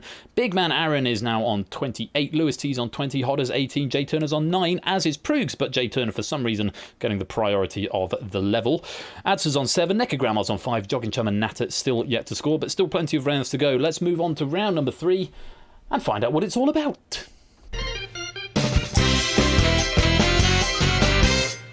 There was a theme. Ape would know. Ape proved the pack. If there was, it eluded me, Ape, and I've forgotten from what I read Keshi's notes earlier on. Maybe we'll reveal it later on. We'll reveal it a bit later on, I think. If you spotted it, though, keep it to yourself. Oh, no, Keshi's told us. They were all on your episodes of 15 to 1 that you got wrong, so I want to see if anyone got them right. Nice, Keshi. So this is what I meant. It's a bit of a meta gimmicky pack, but not in a really sort of bland way, and it's a sort of subtle way that I think feeds into the rest of the game quite nicely. So there you go. That was the theming there. So round 3 is taboo. Name something that fits a given category. For example, if it was capital cities in Asia, you could say New Delhi, or you could say Karachi, or you could say Baghdad. Will all be capital cities in Asia. It won't be anything quite as broad as that, but just an example. Whisper one answer only to Persephone's Twitch, but as usual, you score 10 points for giving unique correct answer, and answers given by 2, 3, 4, 5 or more players score 6, 4, 2 or 0 points. So in this one, the more unique, if that is the correct derivation of that sentence, the more unique you are, the more points you stand to get. If the answer is shared by 5 or more players, even if it's correct, you don't get any points. And of course, you don't get any points if the answer doesn't fit in with the category. I have got 8 Minky on standby to spot check this. There were a couple that came up during proofing, a couple of questions that Ape said there might be a few more options than what is listed. The computer will automatically condone it, but I do manually override everything here anyway. This is around. It is fun to play, but it does take a little bit longer to go through and mark, so do beg your patience. Hopefully it will be fun all the same. So, if you're ready, question number 1, just a single answer from you that fits with the category. Fingers on buzzers. Here is question number 1. Name any main game zone that features in Sonic 3 and Knuckles, the games Sonic 3 and Sonic and Knuckles combined.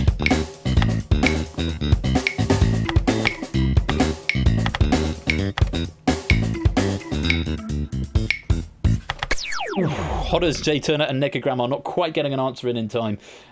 Yeah, this was Sonic again. I love the Sonic stuff coming up. There's so much Sonic things going. So I'm getting into a lot of Sonic stuff at the moment. There's a Sonic quota. Yeah, we filled the Sonic quota for the stream, Ash. Welcome to the stream. I haven't seen you tonight. Welcome, lovely to have you here. And also other names. Oh God, there's a lot of names that I've missed. 8 Minky, Elias 5. Elias, you're here on 2 accounts apparently. Elias 58919, Elias Sapanda. Welcome. Clearman's, Praise Streams, Miss Groucher, Energia, DMM, Cyclespace, Lewis T, Benz J, Big Man Aaron. Good evening, Serial Quizzer, Huds, Necrogramma, Gruffalo, Dante, The Real Dev, Ash, and Lingomaniac. Welcome to you all. Sorry, I missed you coming in on my Twitch chat tracker, but it's lovely to have you here. So, first of all, let's take a look. Which button do I press? Is it answers? It must be answers. Let's see what you said. There we go. No points, of course, for Jay Turner, Hodders, and Necrogramma. Mushroom Hill, Green Hill, Green Hill, Green Hill, Moon, Waterfall, Green Hill, Labyrinth, and Labyrinth. So, let's take a look. It says players to award 0 points to on podiums 1, 2, 3, 4, 5, 6, 7, 8, 9, 10, and 11, which is everybody apart from Innes. Green Hill Zone, I'm afraid, is wrong because that's in Sonic 1. It's Emerald Hill in Sonic 2, and it's Mushroom Hill or Angel Island in Sonic 3 and Sonic & Knuckles, respectively. Moon, unfortunately, not down on my list here. Waterfall, again, not an answer. Green Hill Zone, as before. Labyrinth Zone, Labyrinth, both in Sonic 1. So none of those, apart from Innes' Mushroom Hill, are going to count, so I'm afraid you get no points. However, Innes, on podium number 0... a correct, unique answer. That means 10 points. Very well played. Because Innes needs another 10 points, clearly. Let's reset the podiums. Answers you could have had there, incidentally: Angel Island, Hydrocity or Hydro City, Marble Garden, Carnival Night, Ice Cap, Launch Base, Mushroom Hill, Flying Battery, Sandopolis, Lava Reef, Hidden Palace, Sky Sanctuary, Death Egg, and the Doomsday Zone were the allotment of zones from that game. Fingers on buzzers, gang. Here comes question number 2. Yes, the Doomsday Zone. Question 2. Name any UK TV game show that Chris Tarrant has hosted, not including as a guest host, non-broadcast pilots, or as a team captain.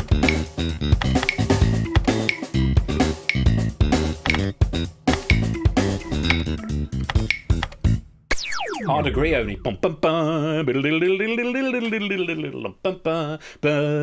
That's the theme to the Doomsday Zone.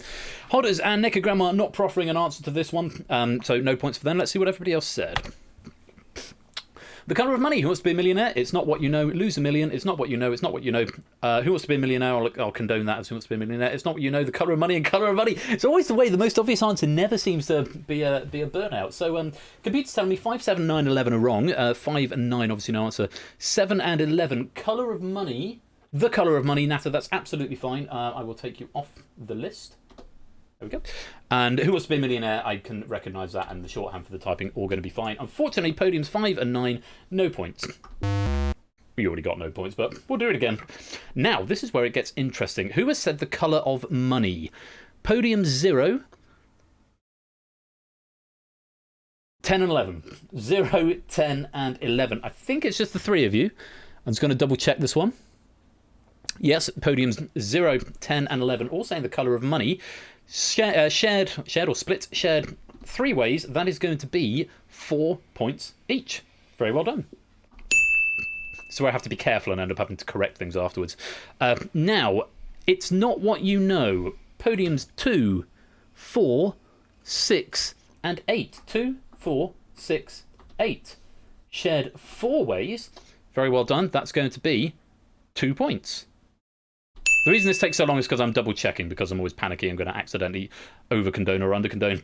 Amazingly, only 2 players saying Who Wants to Be a Millionaire. Very well done to now cut that out. And Proogs shared 2 ways, 6 points each. But Big Man Aaron saying Lose a Million. Very, very impressive, Big Man Aaron. The only player to do so. That's a correct, unique answer, and that's going to be 10 points. So well done. The answers you could have had there were Cluedo, The Colour of Money, Crazy Comparisons, The Door, Everybody's Equal, Go-Getters, The Great Pretender, It's Not What You Know, Lose a Million, The Main Event, the one I would have gone for, Man Oh Man, Pop Quiz, Spelling Bee, Time Please, and Who Wants to Be a Millionaire. Man Oh Man sticks out for me as something that my mum used to watch and I used to watch. It was on at the same time as Blind Date. It's sort of an early version of Take Me Out. I remember there being a swimming pool. But yeah, Chris O'Tarrant hosted Chris O'Tarrant. Yes, this is Irish cousin Chris O'Tarrant hosted Man Oh Man, which for some reason sticks out in my brain from being a kid. Anyway, there you go. Those were all the answers. Let's reset the podiums. Chris O'Tarrant, host of Man Man. Yeah, quite right, Jay Turner. On we go then, gang. Question number 3. Fingers on buzzers. Take a look at this. Name any Beatrix Potter character that has featured on a commemorative 50p piece to date.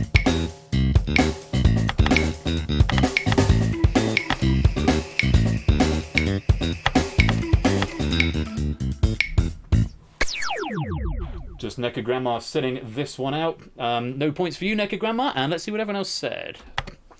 Mrs. Tiggywinkle. Mrs. Tittywinkle. I'm going to defer to 8 Minky for a ruling on that one as to whether or not we think that's right. Mrs. Tiggywinkle, Jemima Puddleduck, Peter Rabbit, Mrs. Tiggywinkle, Jemima Puddleduck, Jessica Rabbit, and Peter Rabbit. My inclination is to say no for Mrs. Tiddywinkle. I think Tiddy is something else. Tiddy is something else. I can't believe you made me say that. Tiddy is something else. Jessica Rabbit is not Beatrix. Jessica Rabbit. We've not got to Jessica Rabbit yet. Toot is taking it with good grace. Disallow it. Couldn't remember it. Yeah, Tiddywinkle is Tiggywinkle. When pissed is Tiddywinkle. For what it's worth, Toot, it didn't get through the spell checker either, so it's telling me 1, 9, and 10 are incorrect. So Tiddywinkle, I'm not going to allow. 9, no answer. And Jessica Rabbit, good guess, Jogging Chum, but not a Beatrix Potter character. I'm afraid you guys get no points. So let's go through the Tiggywinkles first of all. A 0, a 2, a 3, a 7. Oh, you're just getting by. 0, 2, 3, and 7. That is shared 4 ways. I think it's just the 4 of you. 0, 2, 3, Puddleduck, Peter Rabbit, 7. Yeah, shared 4 ways. So that is going to be 2 points each. Very well done. 2 Jemima Puddleducks here from Lewis T and Adster on podiums 4 and 8 respectively. Very well done. That is shared 2 ways. That's going to be 6 points each. And podiums 5, 6, and 11 going for the seemingly obvious answer. Shared 3 ways. Peter Rabbit, 4 points. So, yeah, interesting round. Full bag of points there. 6, 4s, 2s, 0s. There's nobody getting the 10 there. Answers you could have had: Peter Rabbit, Benjamin Bunny, Flopsy Bunny, Jemima Puddle Duck, Mr. Jeremy Fisher, Mrs. Tiggy Winkle, Mrs. Tittlemouse, Squirrel Nutkin, the Tailor of Gloucester. Was that Gloucester or Gloucestershire? Yeah, Gloucester. It is the Tailor of Gloucester, yeah. And Tom Kitten were the options you could have had on that question. I guessed Jeremy Fisher. You guessed Jeremy Fisher. Mrs. Flush would have got the 10 points, so that's where they went. So we've got points all around for everybody there. Oh, yeah, something I should have said if you've not played this before. It's called Google That. The reason for that title, it's a slightly passive-aggressive title. The idea being, even if you Google the answers, it won't help you in this game because of how the game is constructed and the questions are written. So in this game, it depends on what other players say. But even that having been said, please don't Google the answers because that's against the rules of what we do here and it's considered cheating. Let's reset the podiums. 2 more questions in this round. Fingers on buzzers. Here is question number 4. Name any of the 10 places named in the Ian Jury and the Blockhead song Hit Me With Your Rhythm Stick. Hit me slowly. Hit me quick. Hit me. Hit me. Hit me. That song. Not everyone getting an answer in 9 out of 12. Proogs, Naked Grandma and Jay Turner failing to get an answer. I'm going to get no points. Let's see what everyone else said. Paris, Cairo, London, Tiger Bay, Borneo, Birmingham, Bordeaux and London. The computer was telling me 0, 1, 2, 6, 7, 8, 9 and 11 are wrong. Let's go through this. 0 is wrong, I'm afraid. Cairo is wrong, I'm afraid. London is wrong, I'm afraid. 6 was next. Jay Turner, no answer from 6, no answer from 7. Birmingham is wrong, I'm afraid. No answer from 9 and 11. London, all incorrect. I'm afraid you guys are going to get no points. Sorry. As for the other ones, Borneo, Tiger Bay and Bordeaux are all correct. So 2 players going for Borneo, 4 and 5. Very nicely done. Shared 2 ways. That is going to be 6 points each. And Tiger Bay and Bordeaux, both correct, both unique answers. Podiums 3, podium 10, 10 points each. Very well played. So the answers you could have had there, and I only know that bit of the song, I don't know the lyrics off pat, but the answers you could have had were Sudan, Japan, Milan, Yucatan, Borneo, Bordeaux, Tiger Bay, Mandalay, Bombay, and Santa Fe. So there's a bit of a theme running through there. One more question in this round. Let's reset the podiums. And fingers on buzzers one final time, gang, for question number 5. Here it is. Name any of the top 10 best-selling lager brands in the UK in 2019.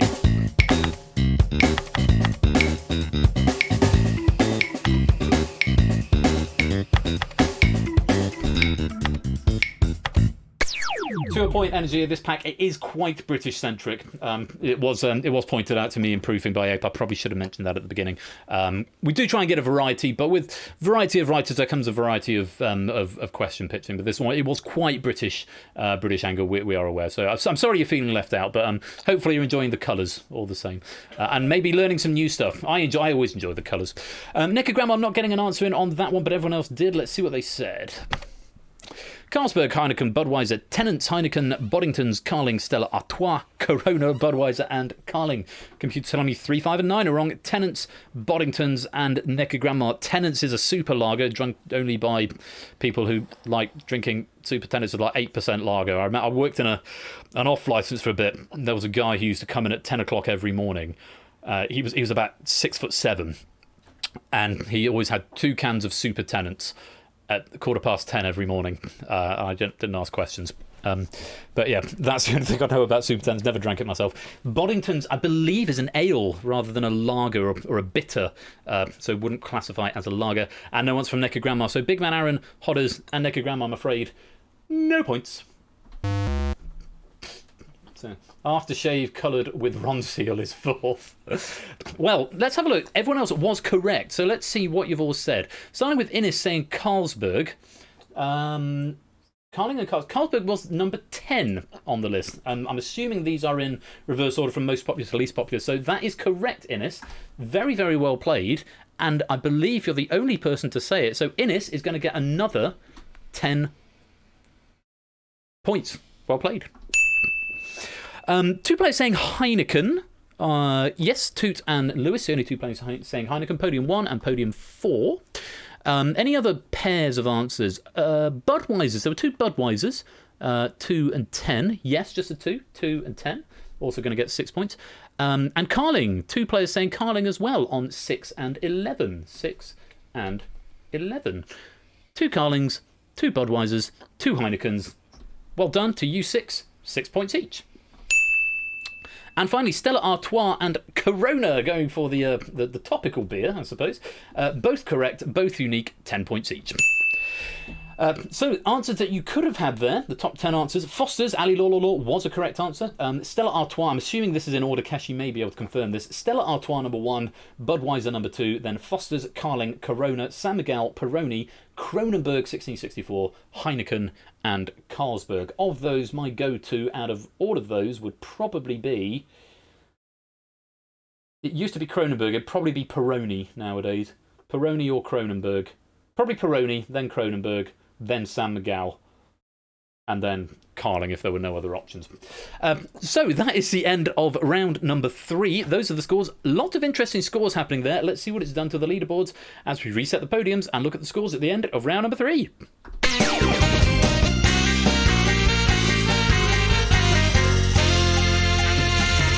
This is 1 to 10.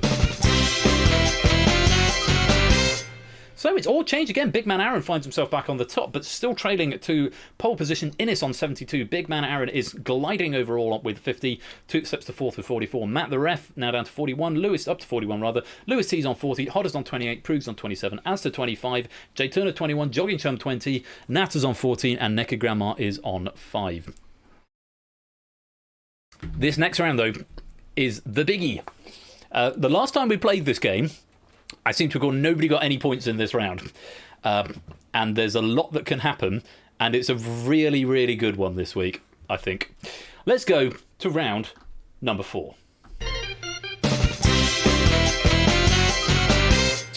Excuse me. Round 4 is the blind auction. How many questions can you answer on given categories from 1 to 10? When prompted, whisper a bid from 1 to 10 to the bot, and you will face 10 increasingly difficult questions worth 1, 3, 5, 7, 9, and so on points. This means that they tot up to a nice round 100, which is where the slightly odd thing comes going up in 2s but starting at 1 comes from. Don't answer if you don't want to try the current question, because tactically you can choose to wait for more valuable questions later on. So a bit like the escape artist. It's sort of this round was the seed of the idea for the escape artist. So if you played the escape artist, that's sort of where this is going from. He drinks a vodka drink, he drinks a vodka drink, he drinks a vodka drink, he drinks a vodka drink, he drinks a vodka. That's very funny, Dev. I like that a lot. So once you achieve your bid, this is very important. Once you achieve your bid, you bank your points and are frozen out. Cannot answer anymore, but your points are put in the bank and they are safe. Failing to meet your bid loses all points from this round. So if you do not manage to secure all of the correct answer or all of the questions that you bid for, then you get nothing for the round. And beware, because whilst you can abstain without penalty, if you get one wrong, it will increase your bid by 1. If you get too many incorrect answers, it may make it impossible for you to bank your points. For example, if you need 5 and there are only 4 questions left, you will be locked out as well. So, kind of like the escape artist in a way, but unlike the escape artist, you have to decide based on the categories at the beginning how many questions you're going to go. There will be 2 categories and the questions will alternate between the 2. So decide at the beginning how many you're going to go for. No one has ever gotten 10. A couple of people have tried to bid at 10 in the past and no one's ever gotten it. I think the highest banked score I've seen is either 6 or 7. It's not gotten much higher than that. So do think carefully because the questions do increase in difficulty as they go. So, with lots to think about, how many questions do you think you can answer?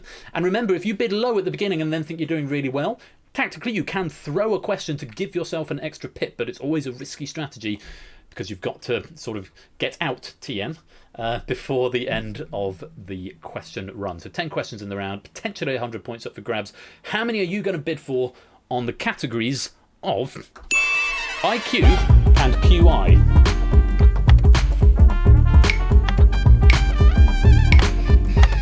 Abstaining will give you a default bid of 1, by the way. So, everybody getting a bid in. Nice even spread of bids across in this round. Innes is going for the 4, Big Man Aaron going for the 6, Toot for the 3, Matt for 5, Lewis for 5, Hodders for 5, Proogs for 4, Adster for 4, Jay Turner for 4, Jogging Chum for 4, Nat is going for 5, and Naked Grandma going for 5. So, 10 questions remaining, 1 point for this first one. Remember, you don't have to answer, it's worth a single point. Once you've got as many as you bid for, you can't answer any more. If you want to throw it to give yourself an extra pip, that's completely fine. Yeah, good luck. Have fun. Question number 1 for 1 point. Take a look at this. Regarding the cognitive score, what does IQ stand for?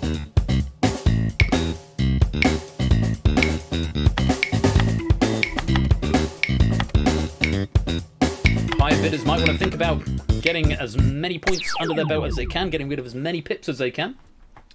1, 2, 3, 4, 5, 6, 7 players attempting this one, just the 5 sitting it out. Correct answer was intelligence quotient. Very well done, everybody who answered that, giving me a correct answer. And you are up to 1 point, but it's not in the bank yet, but you've lost a pip. Let's reset the podiums. You lose a pip if you got that one right. Still much to play for. Question 2, 3 points for this. 9 questions remaining. Take a look at this. Regarding the BBC panel show, what does QI stand for?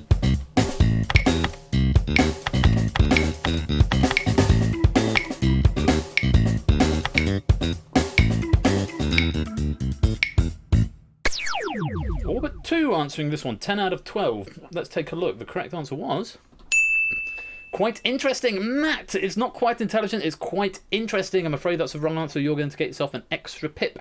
Everybody else giving me the correct answer and losing a pip. Very, very well done. Let's reset the podiums. Matt shooting back up to 5 there. Yes, quite interesting. So questions are going to hashtag harder get they. 5 points for this. 8 questions remaining. Toot now just 1 away. So the next question you answer Toot will put your points in the bank, but freeze you out for the rest of the round. So think carefully, because once you have banked that final pip, you can't answer any more, and there are more valuable points coming up. If you get this one right, Toot, you will get 9 for the round, and that will be it. But it will be 9 more than none, which is what you get if you run out of questions. Fingers on buzzers, gang. Here comes question number 3. What number is considered the mean or average when conducting an IQ test?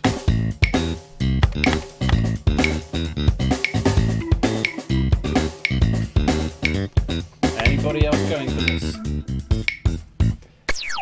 7 out of 12. 5 players sitting this one out. The correct answer was 100. Strategic wrong answer, probably stupidly from now. Cut that out. No, not at all. You see, you've still got another 7 questions after this to find 2 now too, because you're going to get an extra pip. Hodder's going for 90. Not the right answer, I'm afraid, Hodders. You are going to get yourself an extra pip. Everyone else who gave me a right answer there of 100, losing a pip. Very well done. Let's reset the podiums. Toot and Hodders now back up to 2 and 4 respectively. Jay Turner now down to a single one, 7 points and banking if you can get this one right, Jay Turner. A few players now on 2. Who's got the most to worry about? Matt the ref on 5. Matt, you can afford to get 1 more wrong answer or 2 more abstentions after that. You've got to go all the way. Fingers on buzzers. Question number 4 is worth 7 points. Have a look at this. On what letter series did Sandy Toksvig take over hosting duties from Stephen Fry?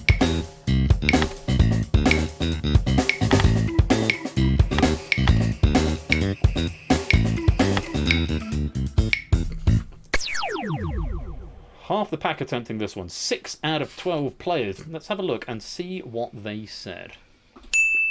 It was N. It was the Noggle. There was one episode called Noggle something. It was to do with heads, and Night was one of the episodes. L was still Stephen Fry. Stephen Fry went all the way up to M. So Natter and Pruse, you're going to earn yourself an extra pip. As for Big Man Aaron, Hodders, Jogging Chum and Adser, you've lost 1 pip. Very well done. Let's reset the podiums.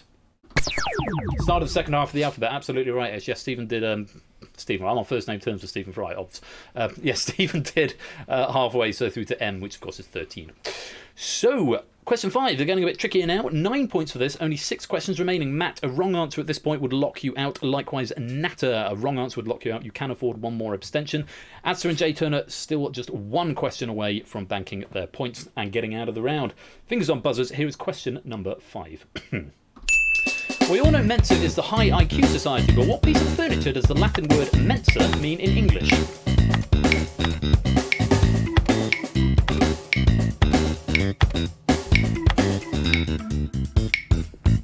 I should have been very disappointed if Lewis didn't go for this question, because I'm pretty sure this came up in Going for Gold a couple of weeks ago. 9 points if you can tell me the correct answer to this, which was table. Or Natter going for chair. Innes, table, if this is wrong, it was a strategic play. Now, this is an interesting thing, because you've given the right answer. If it's wrong, it was a strategic play, but because you've put that full answer, it's marked it as wrong. And Matt's is another one I'm going to have to come to as desk, as to whether or not that is condonable. So I'm going to go to my second pair of eyes, which is 8 Minky, in this case, for a ruling on this, because I don't know the exact derivation of the word Mensa, whether it could arguably translate to desk, first of all, and also what we want to do about Innes's position here. I'm tempted to leaning no on desk, because its members are all considered equal. Okay? Yes, that's why the table, because all of its members are considered equal. As for Innes's, I can overrule and give it as correct, but because you've typed all of that, Innes, you could take it as a tactical wrong answer because it only processes what you put in. Allow but tell off. I think that's probably fair. Yeah, it's a general rule on these games where it's got to pass it. The Latin for mind's come to only. The Latin for mind is men's, and they didn't want their club to have the appearance of it being gendered. Okay. Can't really answer it both ways, though. Consider yourself told off. It's tricky. It's tricky because if you thought it was wrong, you could have just left it as table. It's a first infraction. It was a joke. It was a first infraction, so I am inclined to allow it. But yes, consider this a fair, not a warning, but just a reminder to you all that the computer is a stupid computer and it will just mark what you give me. But because you've put table and because your subclause is in parentheses, I'm going to allow it. There you go, Innes. Against maybe my better judgment. Right. Forum info, desk is close to desker. Matt studying table could be desk. It could be, but it's not. And 8 Minky is further to discus. So because it's a derivation one, desk does not equal table if considering Latin, which is the source of the question. So unfortunately, Matt, I am not going to allow that, which does mean you are going to be locked out of this round. It's one of these tricky ones where this would all be done in post if this was going out on telly. We would never do any of this live. But no, desk, unfortunately, I'm not going to allow. It does lock you out. And likewise, Natter locking out on chair.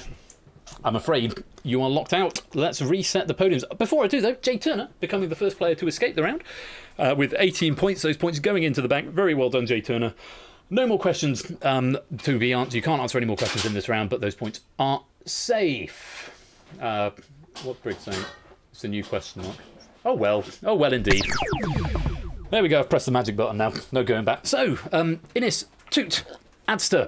All just one question away from safety and banking those points. Question number 6 is worth 11 points. 5 questions remain. Naked Grandma, you've got to give me 4 correct answers. You can afford 1 more abstention, but no more wrong answers. Fingers on buzzers. Here is question number 6. They say of the Acropolis where the landmark is, it has no straight lines.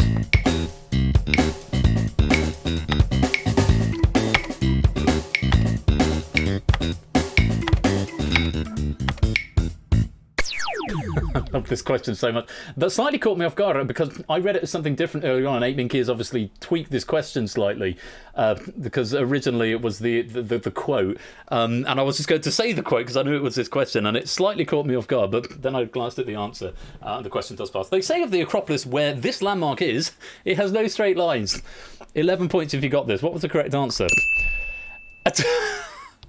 It's the Parthenon, which is why it's come out like that. Okay, so let's go and have a condone of this. Innes.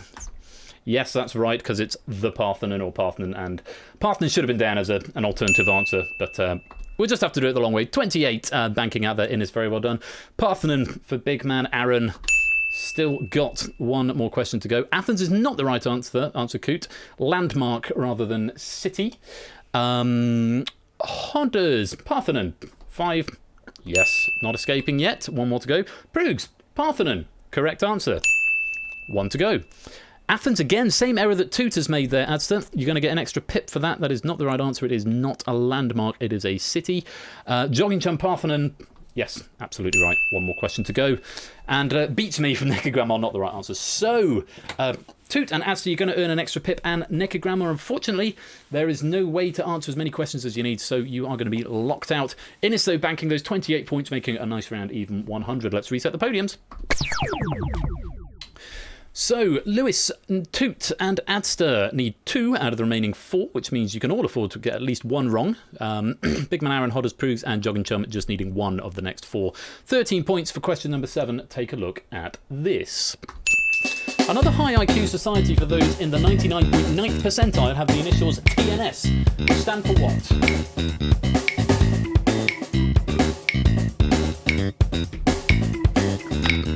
Hodders having a go? And only Hodders. Answer to this one is in the name. Oh, lots of people are joining all of a sudden. So seeing new names here. The Guy and Ask Backwards. Welcome. Lovely to have you here. Total Network Solutions. That'd be a good answer. The answer is actually in the question. It's the 999 Society. Very well done, Hodders. Getting that 44 points put into the bank, and you are safely through.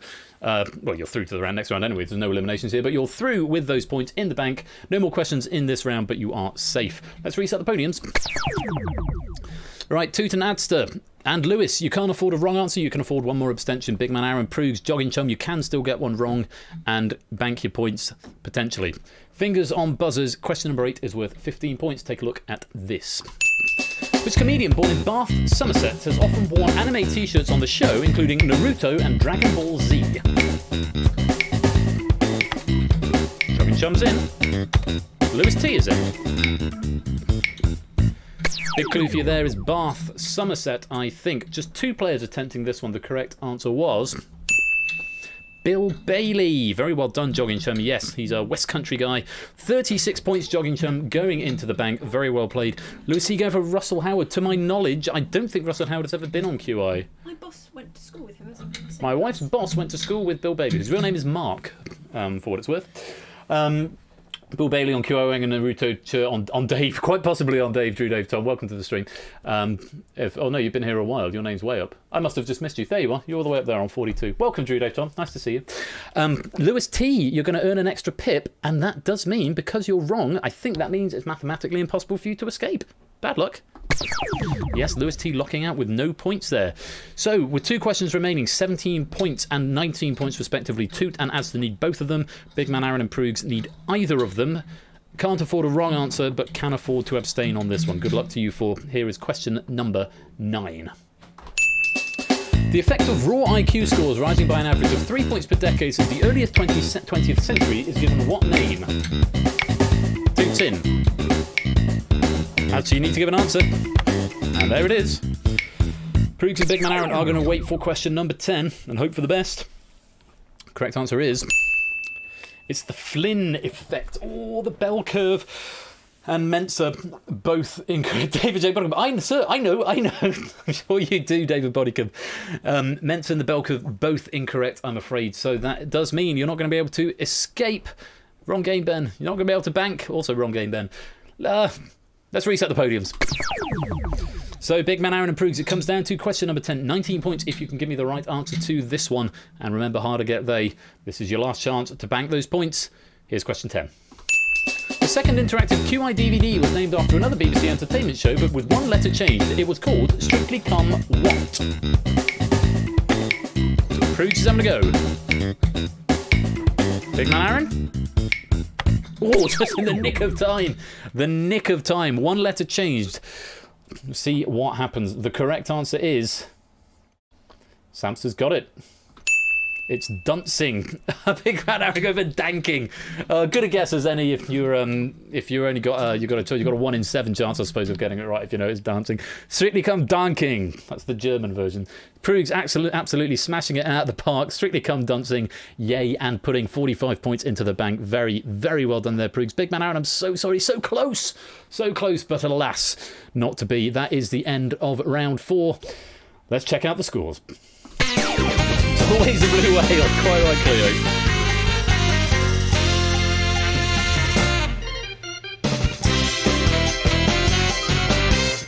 And And that is the end of round 4. And at the end of that round, Innis is in pole position with 100. Hodders is gliding overall with 72. And sharing that spot with Prugs also on 72. Jogging Jum's on 56. Big Man Aaron on 50. Toots on 44. Matt's on 41. Lewis on 40. Jay Turner on 39. As is on 25. Natter is on 14. And Nicky Grandma on 5. But so much can change in this final round. And I will always tell the story of Paulister, who played this game in the Season 1 League and ended up winning a heat with a score of 2. That has happened, and it could happen again. It very much could happen. So let's go to round number 5. Round 5 is The Big Finish. A category for the Big Finish question will be given, for example, art. When prompted, whisper a bid to Persephone's Twitch bot. Bid any amount of points from 10 up to your current score. If you have fewer than 10 points, you won't be able to bid, and you will be given an automatic bid of 10. When the question appears, whisper your answer to the bot. The correct answer will win points equal to your bid, and a wrong answer will lose points equal to your bid. It is basically Final Jeopardy. One question in the round, a theoretical maximum of 250 points available here, but for the purposes of this round, a maximum of 100, which is Innes' score. So, take a little minute. No, you can win, Adster. If you double up and everyone else above you chooses to wage all their points and gets it wrong, then you will win with 50 and everyone else will finish on 0. So it is going to depend on the other bids. So this is where you need to look at what everyone else is doing and have a think. So from Big Man Aaron upwards, now cut that out downwards, I should say. You cannot hope to overtake Innes, but you can hope that maybe all the players above you bid high and go wrong. Maybe they will, maybe they won't. Innes is in the strongest position at the moment, doesn't have to bid the maximum score, but it is worth saying the highest score for this game currently belongs to, let's go to the leaderboard, I think it's Dogfish. I think it's Dogfish has got the world record for this game. Oh, I didn't transfer the points. I'm going to have to trawl through the old archive in the Discord. Where would it be? It'll be an archive, won't it? Google that. Issues. No. Where's it gone? Google that.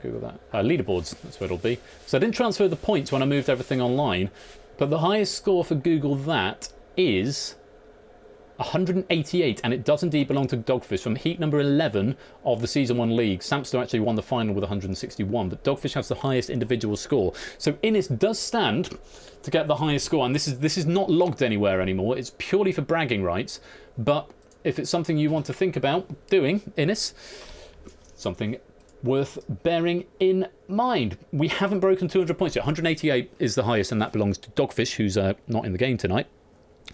So, have a look. How many points do you want to wager? Are you going to play it safe? Because, of course, you don't know what your opponents are going to wager. So, even Prugs and Hodders are sat there with 72.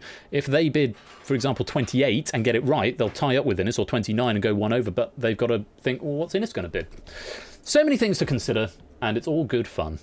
So, the category for the big finish will be shown in just a minute. How many points are you going to wager? Anything from 10 up to your current score. Big finish category is the periodic table according to Keshi.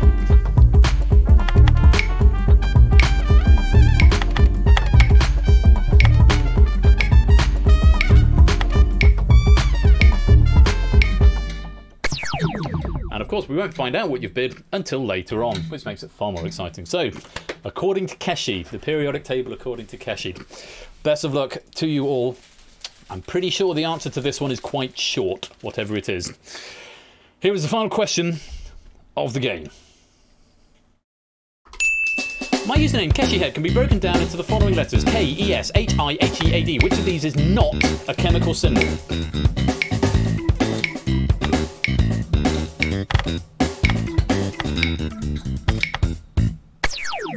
Ooh, someone got an answer in at the end. I couldn't tell who. It happened right at the end, I'm pretty sure. But I'm pretty sure it was only one out of Prugs, 2 and Matt. We'll find it out in just a minute. The correct answer, for what it's worth, is AD. So my wife was wrong there. K, I believe, is krypton. ES, I think, is Einsteinium. K is potassium. Potassium, I always get that one wrong. Yes, potassium. ES, I think, is Einsteinium. H is hydrogen. I is iodine. HE is helium. So AD is... Yes, thank you, chat. Yeah, it's a really nicely shaped question. It's a good Google that final question, because it's the sort of thing you can't Google, which is what the game is sort of designed to be. So, AD was the answer. That's what you needed to say. Oh dear, Natter, that's not good. Well, let's go through you one at a time and find out what you said. Starting with the Naked Grandma, currently on 5. Did go for AD, that's the right answer. How many points? We know 10 because you didn't have enough. So you're on 15, so you're ahead of Natter. Natter's currently on 14, but what did Natter say? You went for ES, not the right answer. I'm afraid, Natter, you're going to lose. All 14, back you go to 0, bad luck. On we go to Adster next. Adster currently on 25. Gave the answer AD. How many points did you wager? Or 25, doubling up to 50. Very, very nice indeed. Jay Turner next, 39. What did you say? Went for ES, went for Einsteinium. Not the right answer. You're going to lose some points, Jay Turner. How many? All 39 and back down to 0 you go. I'm so sorry. On we go to Lewis T, currently on 40 points. Lewis, what did you say? You also went for AD. How many points did you wager? You did wager all 40, you're up to 80. You're now in second position. Though, of course, there are players ahead of you who haven't yet revealed their hand. Matt the Ref next, currently on 41. What did you say? No answer received from Matt. I didn't think one came in, which means, Matt, you're going to lose 40 points, leaving with the token 1. Thank you very much for playing, Matt. Leaving with a single point. Toot was next. Now, was it Toot or Proogs who didn't get the answer in? Toot's on 44. Toot did not get an answer in, which means Toot is going to lose 43 points, going away with the custom 1 point as well. I thought I heard a click as the question time ran out, so I think that means you're 50-50 the wrong way. You ran out of time as well, I'm afraid, too. I think that means Proogs maybe did get an answer in, but we'll find out in just a minute. On to Big Man Aaron next, currently on 50 points. What did you say? You went for AD. How many points did you wager? You wagered all 50. You're doubling up to 100. You're tied with Innis at the top. So, on we go. Jogging Chum, currently on 56. What did you say? You went for ES as well, the Einsteinium option. I'm afraid it's not right. Jogging Chum, you're going to lose some points. How many? Just a 25. Not wagering all of them. You're down to 31. So, on to the top row. Innis, Hodders and Proogs. Starting with Proogs. Currently on 72. Did you get an answer in time? You did, but it was the wrong one. You went the wrong way. You went for Einsteinium. Proogs, you're going to lose some points. How many? 31, dropping back to 41. Bad luck. So, only Hodders available to knock off Innis and Big Man Aaron off the top. And we haven't seen what Innis has said yet, though. Innis did answer very, very quickly. Hodders, currently on 72. What did you say? You did go for AD. How many points did you wager? Just the 29. We're going for the salt in the wound tactic and hoping that Innis gave a wrong answer. You're up to 101. 1 point clear of Innis. But we come to Innis now on 100 points. Innis, what did you say? You went for the correct answer of AD, which means you have won. But have you won just a little bit? Or have you got a new Google That record? Innis was right with AD, and he wagered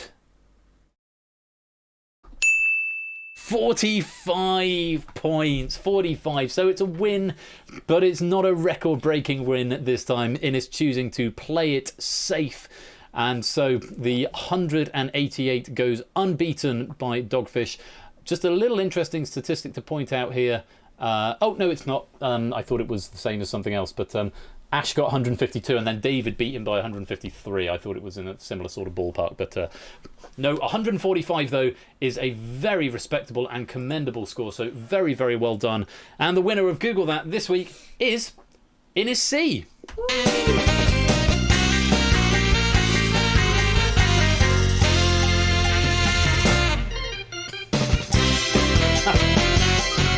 Lupine pointed out Naked Grams ending up right where they started, back in Corbin Corner. Well, Innis, very, very many congratulations. The winner of Google That. Let me go and add these points to the Game Night leaderboard. I haven't done a Google That one for a while, so let's go and find this. Innis C, I believe this might be your first victory here. It is. Very well done. That's 3 bonus pennies for you. Hodders in second place. Where are you, Hodders? There you are. Your first silver medal. And Big Man Aaron, I'm pretty sure this is your first time playing. So almost certainly your first bronze medal for Google that. Very well done. And of course, I can't go without giving the author credit to Mr. Cashy Head, to whom we are extremely grateful for that question pack. That's 3 author credits you've got there now, Cashy. Thank you very, very much for that question pack. It has been most fun going through that tonight. So well done. Props to you for writing such an enjoyable pack. Right, well, that is the end of Google That. We are running a little bit late, which is fine. I'm okay with that, because it is a bank holiday weekend and all that. And happy nearly Easter. We're going to have the second face-off heat right after... in fact, there probably won't even be a break. I'll just switch back to the other build. So face-off heat coming right up, which is going to be very exciting to watch. And then we're going to finish the night off with some more risky business written by Jay White in Jay White's debut question writing for this channel. So we're very much looking forward to that. So make sure you stick around. It's another mass multiplayer game. As many people as you can shake a stick at can come and join in. So, well done again to Innes. Let's roll the credits and I'll see you for Face Off in just a couple of minutes.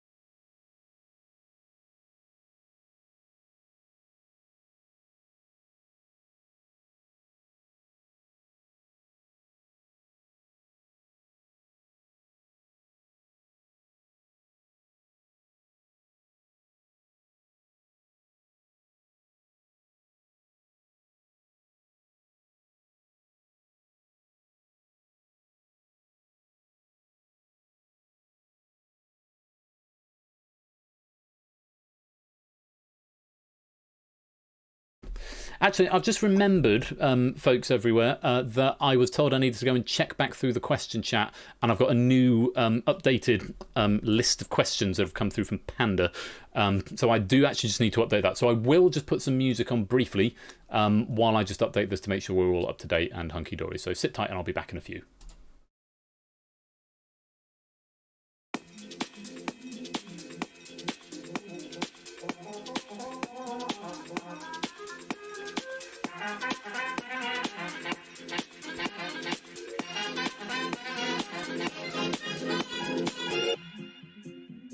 To what new horizons can we look now? Where are tomorrow's opportunities? The frontiers of the future are not on any map. But now, what's ahead of us?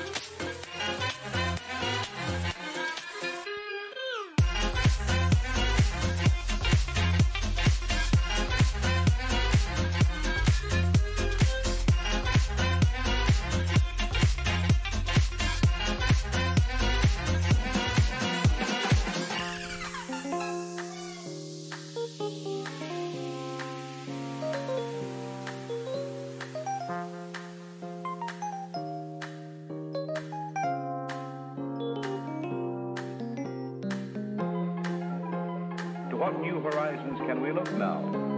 Where are tomorrow's opportunities? The frontiers of the future are not on any map. But now, what's ahead of us?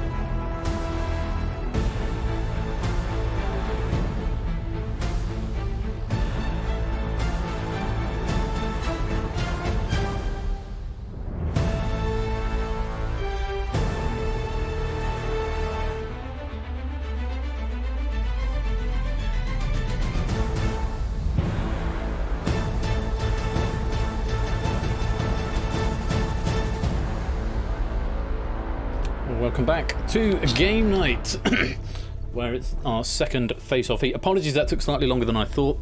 I've forgotten Panda had sent me through a fresh stack. It turned out there were, basically the questions where we got to, the numbers didn't quite line up, which means there were probably some deleted questions in the ones that Panda has now sent to me, which weren't questions before or something. It's not an entirely infallible system, I'm not going to lie, and that's on me, but that was sorted. And then I realised I had to load the players into the lozenge and yeah. It took longer than I thought it was going to, but it's done now. Hooray! So, get my breath, go back into serious mode. We are here for the second of tonight's face-off heat. It is the anti-penultimate heat, I suppose is the word you'd use. Brief dabble over into the leaderboard just to remind ourselves where we were and give a bit of an idea to the players who are about to come in and see what they've got to do, because this heat is between Ralph, Keshi, Ash and Topper. So looking for you, couldn't trigger the name. I hadn't forgotten. I was looking for the name. just to give you an idea of where we're looking, so 2, 4, 13, 15. I'll give you some more interesting statistics about this in just a few minutes. For now, though, we should meet the players. We've got Ash, our 33-year-old programmer from the UK. Ralph, who's from Huddersfield. Topper, our 27-year-old programmer from Berkshire. And Keshi, our 37-year-old carer from Halifax in West Yorkshire. To all four of you, good evening and welcome. Good evening. Good evening. Good evening. Good evening. Lovely to have you all here. Ash, we'll come to you first. How are you doing? Yeah, I'm good. Although I'm acutely aware that I'm in the pole position here, as in the one that's hitting the question first, against 3 absolute juggernauts. I must say, really. Few juggernauts coming in. Well, interesting statistic I've got here, because you're not the lowest league player in this face-off, but you're in a similar position to Topper. Let's just bring that leaderboard back up just for a moment, just to clarify what I mean by that. As you see, Ash on 3, Topper on 2. Ash with slightly more time than Topper. So you're not the lowest position here, but it's shaky. You're certainly in the red zone at the moment. And yeah, 3 formidable opponents to face off against. So I almost caught myself. I almost said to face off against, and I thought I can't say that. That's a different game. Then I remembered it was this game, so I can say it. So it's fine. The very best of luck to you, Ash, in pole position in the blue there. And facing off against Ash is Ralph. Ralph, good evening. Hello. I've noticed. Sorry, Hello. Go on. I've noticed that this heat has a definite Yorkshire bias towards it. The green seat. Yeah. Huddersfield, Halifax. Oh, I suppose, yeah. Well, you've managed to get into and the green those seat. who know Ash know where he's from. Ash is yeah. Well, we're all UK here actually, so there's certainly a nice cross section of the UK represented here. Ralph, you're in a really strong position at the moment in this tournament because you're currently in 2nd. And I assume that if I win this match, that pretty much guarantees I'll be in the final. It does indeed. If you come 2nd in this match, then you and Toot will become unassailable because you'll both be on, I believe, 16. Toot currently on 16 though with the game in hand. If you win tonight, that guarantees you one of the top 2 spots. So that must be a quite comfortable position to be in. Almost at this point, I think you are pretty much guaranteed now at least a place in the semi-final, but it would be nice to get straight to the final, I'm sure. Yes, I'm very excited and very nervous. As Ash said, total juggernauts in this heat. It is a bit of a ferocious heat, but we wish you the very best of luck, Ralph. And facing off against Ash and Ralph is Topper. Topper, good evening. Good evening, Mr. Flush. Nice to have you with us. I'm not sure why Ash called me a juggernaut. More like scoring naught. Well, I mean, you've got a good brain. You've certainly got, a good old brain on your shoulders. You're not the strongest in this tournament, has to be said. You're down in 15. You've not had the greatest run of luck in this tournament, but the statistic I'm reading out here is that you must win to have enough points to possibly qualify. Now, I remember I said to you last week you're guaranteed out last week, which turns out is not the case necessarily. If you win tonight, you'll have 5 points, which may or may not be enough, because I'm now getting conflicting information, but I'm being told by Panda that you've got to win to have enough points to possibly qualify. Ash, I should have said to you, you must have at least 2nd, and Ralph winning would lock you and Toot as the 2 auto qualifiers. So quite a lot at stake here, Topper, but I hope you're still going to give it your best. Yeah, well, I think that stat you said was before the match earlier. I believe it's now mathematically impossible for me. Now it might be now, yeah. Previously so it would have been. I can be a bit more relaxed tonight. You can be a bit more relaxed. Have a bit of fun and try and cause some mayhem. We'll see what happens when you take a relaxed attitude, see if it improves or degrades your performance. So the best of luck tonight, Topper, and thank you for being with us. And finally, Keshi from Halifax in West Yorkshire. Welcome to you, Keshi. Thank you, Ben. And thank you very much for your previous question pack in Google. That very much enjoyed, I think, and I certainly enjoyed reading it out. So thank you for that. Now, Keshi, you're in a slightly strange position because I think you're 4th at the moment, behind Inca. Yeah. So a strong performance here, and I'm just going to go back to the leaderboard one more time because I can. Why not? A strong performance here Yeah, you see, you're on 11. You're at the same number of points as Inca. So if you can outperform Ralph tonight, you will actually overtake Ralph and go above him. So you could I'm just going to try and press that advantage of being in the yellow seat as well. I was in the same seat in my first match, and of course we all know how that went with my problem. Yes, so it's like internet I've got issues. a second chance at pressing the advantage in the last seat. So that's what I'm going to attempt to do. Well, we wish you the very best of luck, and to all four of you, indeed, very good luck. A lot at stake in this, and whereas the last heat maybe decided what was going to be happening down at the bottom end of the league, this may determine some of the things that are going to happen at the top end of the league. But also down at the bottom end, Ash and Topper, all eyes are going to be on you two as well for a chance to see if you can make your way into those semi-finals. The very best of luck to all four of you. Let's go to the face-off arena.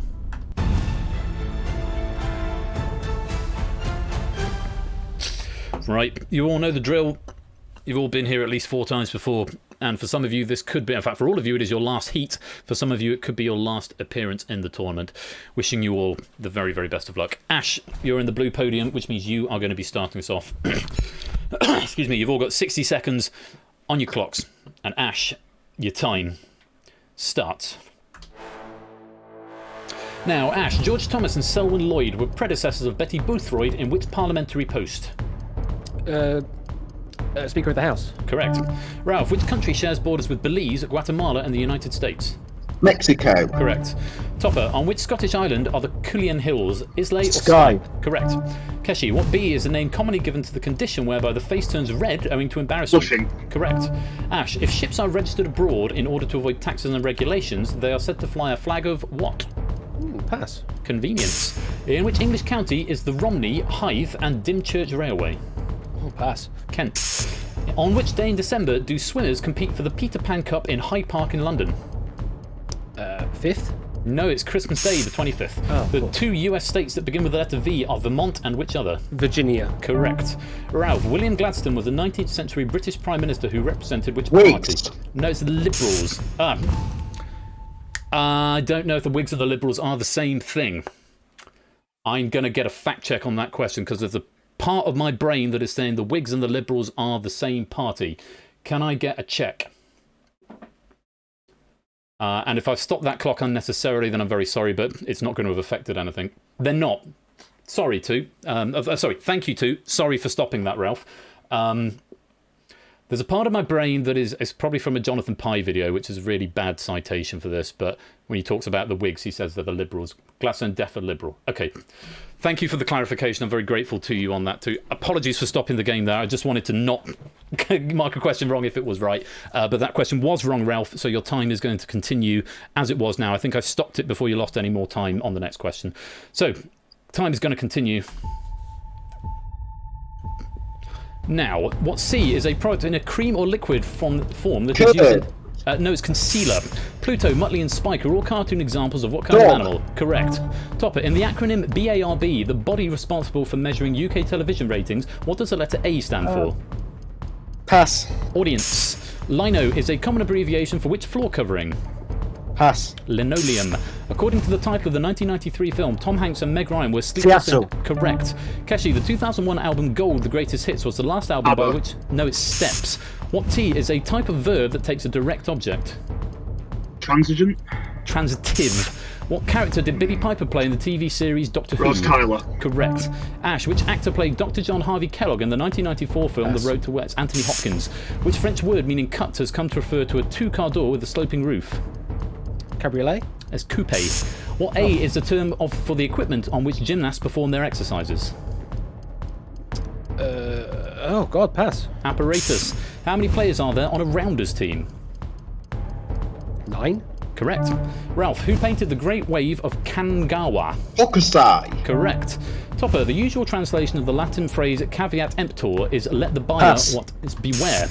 The lane along the side of the motorway on which vehicles can stop in an emergency is shoulder. Correct. Keshi, in which world war did Japan bomb Hawaii? 2. Correct. Ash, the dish Coronation Chicken was invented by Constance Spry for the coronation celebrations of which monarch? I was Elizabeth. I'm just tell you the answer. Well, have a guess. No, I don't know.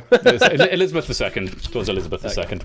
Oh, yeah. So a rather unorthodox beginning to that round there with me stopping the clock there, which may have disrupted the flow. Apologies if I did do that.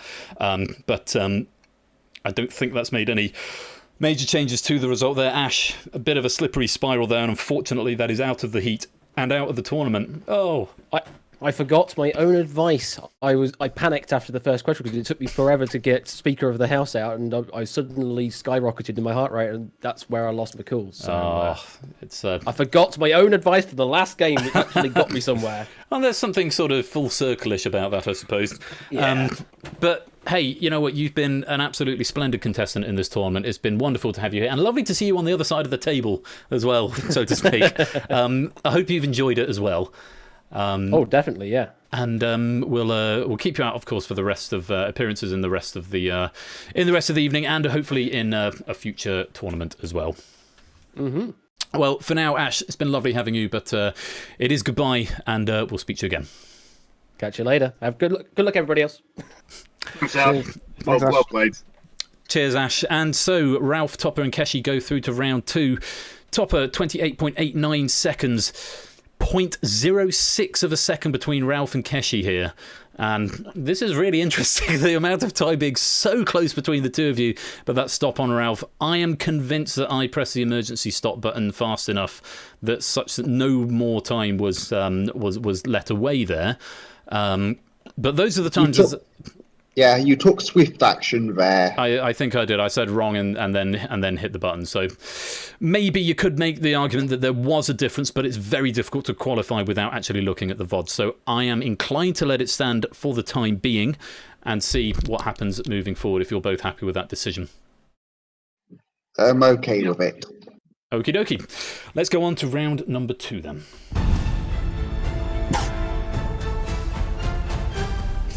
So... Topper moves into the first position. Ralph by 0.06 of a second is in second, and Keshi is in third.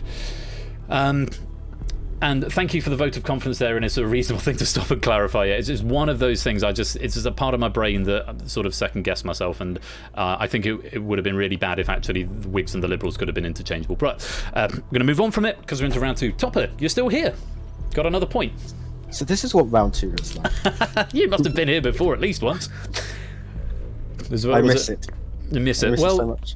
We're here again now with 90 seconds on your clock and still all to play for. At least in glory terms. Certainly glory terms. Yes. Yes. And Ralph, here you are in round 2 as well. 90 seconds. A familiar feeling for you. I think you've made every round 2 so far. I'm a perfect attendee of round 2. And I think I've got 12 points over 4 games, so that would be 4, 4, 2 and 2. So I'm a perfect attendee of the final as well. Oh, of course, yes. So I don't know if this is a psych-out tactic for your opponents. You're trying to put the fear of God into them. But yeah, well, welcome. 90 seconds on the clock. And Keshi, just 0.06 of a second ahead of Ralph there, making your way into... Yeah, it couldn't be any closer, that could it, really? Really couldn't have been. I'm sorry, I felt slightly bad for penalising you on that transitive question. Yeah, I'm not familiar with those kinds of things. I mean, you were very close there, but I just couldn't quite let it go That's through. what was on the card. Absolutely. That's fine. Well, That's fine. You are all here. You're guaranteed a point now, and 90 seconds on your clock. We wish you the very best of luck. Topper, you are going to be starting off the round this time. 90 seconds to answer as many questions as you can. Good luck. Topper, your time starts. Now, Topper, if a banana is halved lengthways and then topped with ice cream and syrup, the dish is known as a banana... No, it's split. In the Scout Association in Britain, Scouts aged between 8 and 10.5 years are known by what name? Correct. Ralph, what type of dairy product is halloumi? Cheese. Correct. Keshi, what R is the name given to the period of intense study immediately before an exam? Revision. Correct. Topper, I'm glad he's single because I'm going to climb like that like a tree is a famous quote. It's Bridesmaids. Name the wonder of the ancient world that was located in modern-day Iraq. No. Sorry. It wasn't. That's wrong. And the only reason I know that one... Sorry for 2 emergency stops in 2 rounds. The answer it's given me on the card is the Hanging Gardens of Babylon. That's what I was about to say, yeah. I can't allow that question because that question is wrong because the Hanging Gardens of Babylon didn't exist. and their location, if they did exist, is disputed. So on those grounds, I'm taking a stand on that question. I will give you the time back. I'll give you an extra 5 seconds, Topper, to come back into the game. But even if you were going to give the answer that was on the card, I don't think that question is a valid question. Therefore, I am going to overrule anything else that happened there and go to do an emergency stop there. I will give you 5 seconds back, though, because I've stopped the game on that question, and I'll give you a fresh question when I can find the right place to go to. It's not Meet the Players. Where the hell is it? Podiums? I did this earlier on. I should know this.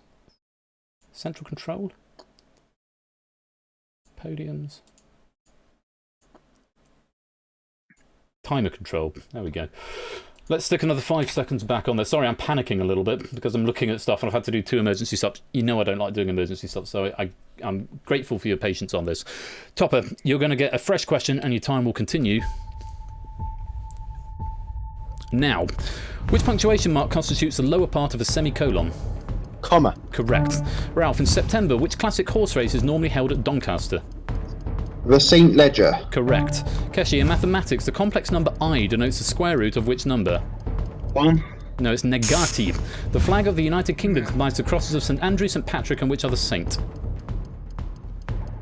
St. George. Correct. Topper, in Northern Ireland, the Nobel Prize winner, who was the leader of the SDLP, is Hume. The slogan "Hello Boys" has been used to advertise which brand? Oh, pass. Wonderbra. Who originally supervised the building of Hampton Court Palace? Cardinal Wolsey or Sir Thomas Thomas More. More? No, it was Cardinal Wolsey.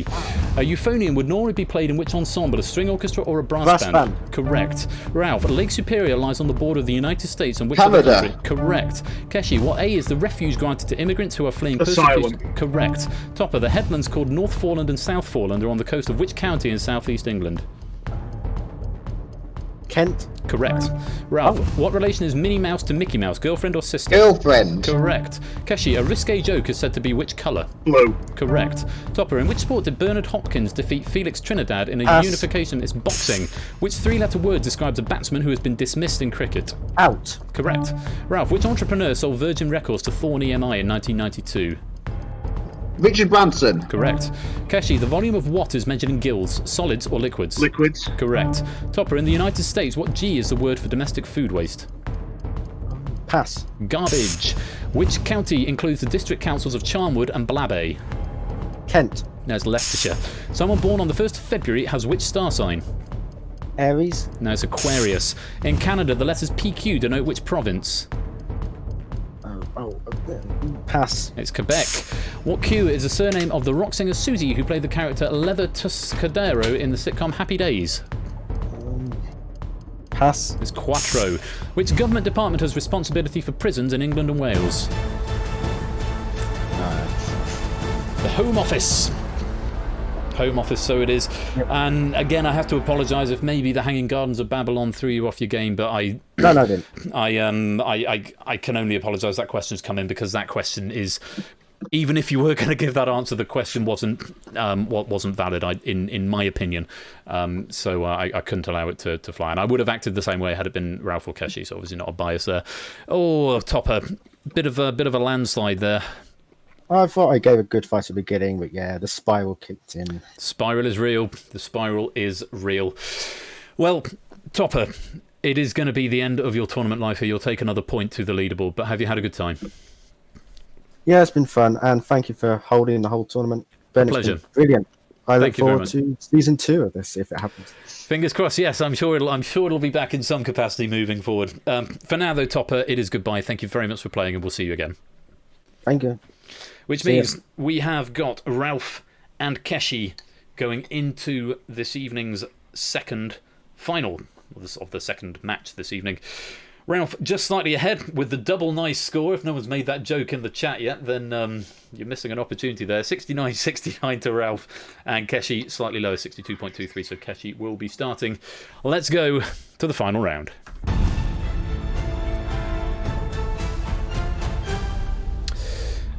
So 2 minutes each, Keshi and Ralph. Puts you both in a very strong position. I think you're both guaranteed at least the semis now, but of course a win for Ralph would guarantee top 2 and automatic passage for the final. A win for Keshi wouldn't necessarily, I don't think, guarantee a spot in the final, but it would give you a very, very high chance of getting there. How are you feeling, Keshi? Of course, the nerves are kicking in. As they do. It's the Yorkshire Derby, Halifax v Huddersfield, Alderdale v Kirklees. Only one can come out on top. And we'll find out in between 2 and 4 minutes exactly who that is. Ralph, how are you feeling in this this Yorkshire Derby? It's a 503 bus derby. I don't know what that means, but I'm assuming that's a northern It's joke. the bus between Halifax and Huddersfield. There we go. 503 bus stop. I like that. Well, you both got 2 minutes on your clock there. Again, a slightly unorthodox round there with me having to hit the emergency stop button. Just part and parcel for the course. I haven't had to use it for a few weeks. Again. Hopefully, we won't have to do it in this final round. I think we have an equal chance of winning this one, but I'm happy that I've got the advantage of going second. You are at the advantage of going second, and questions.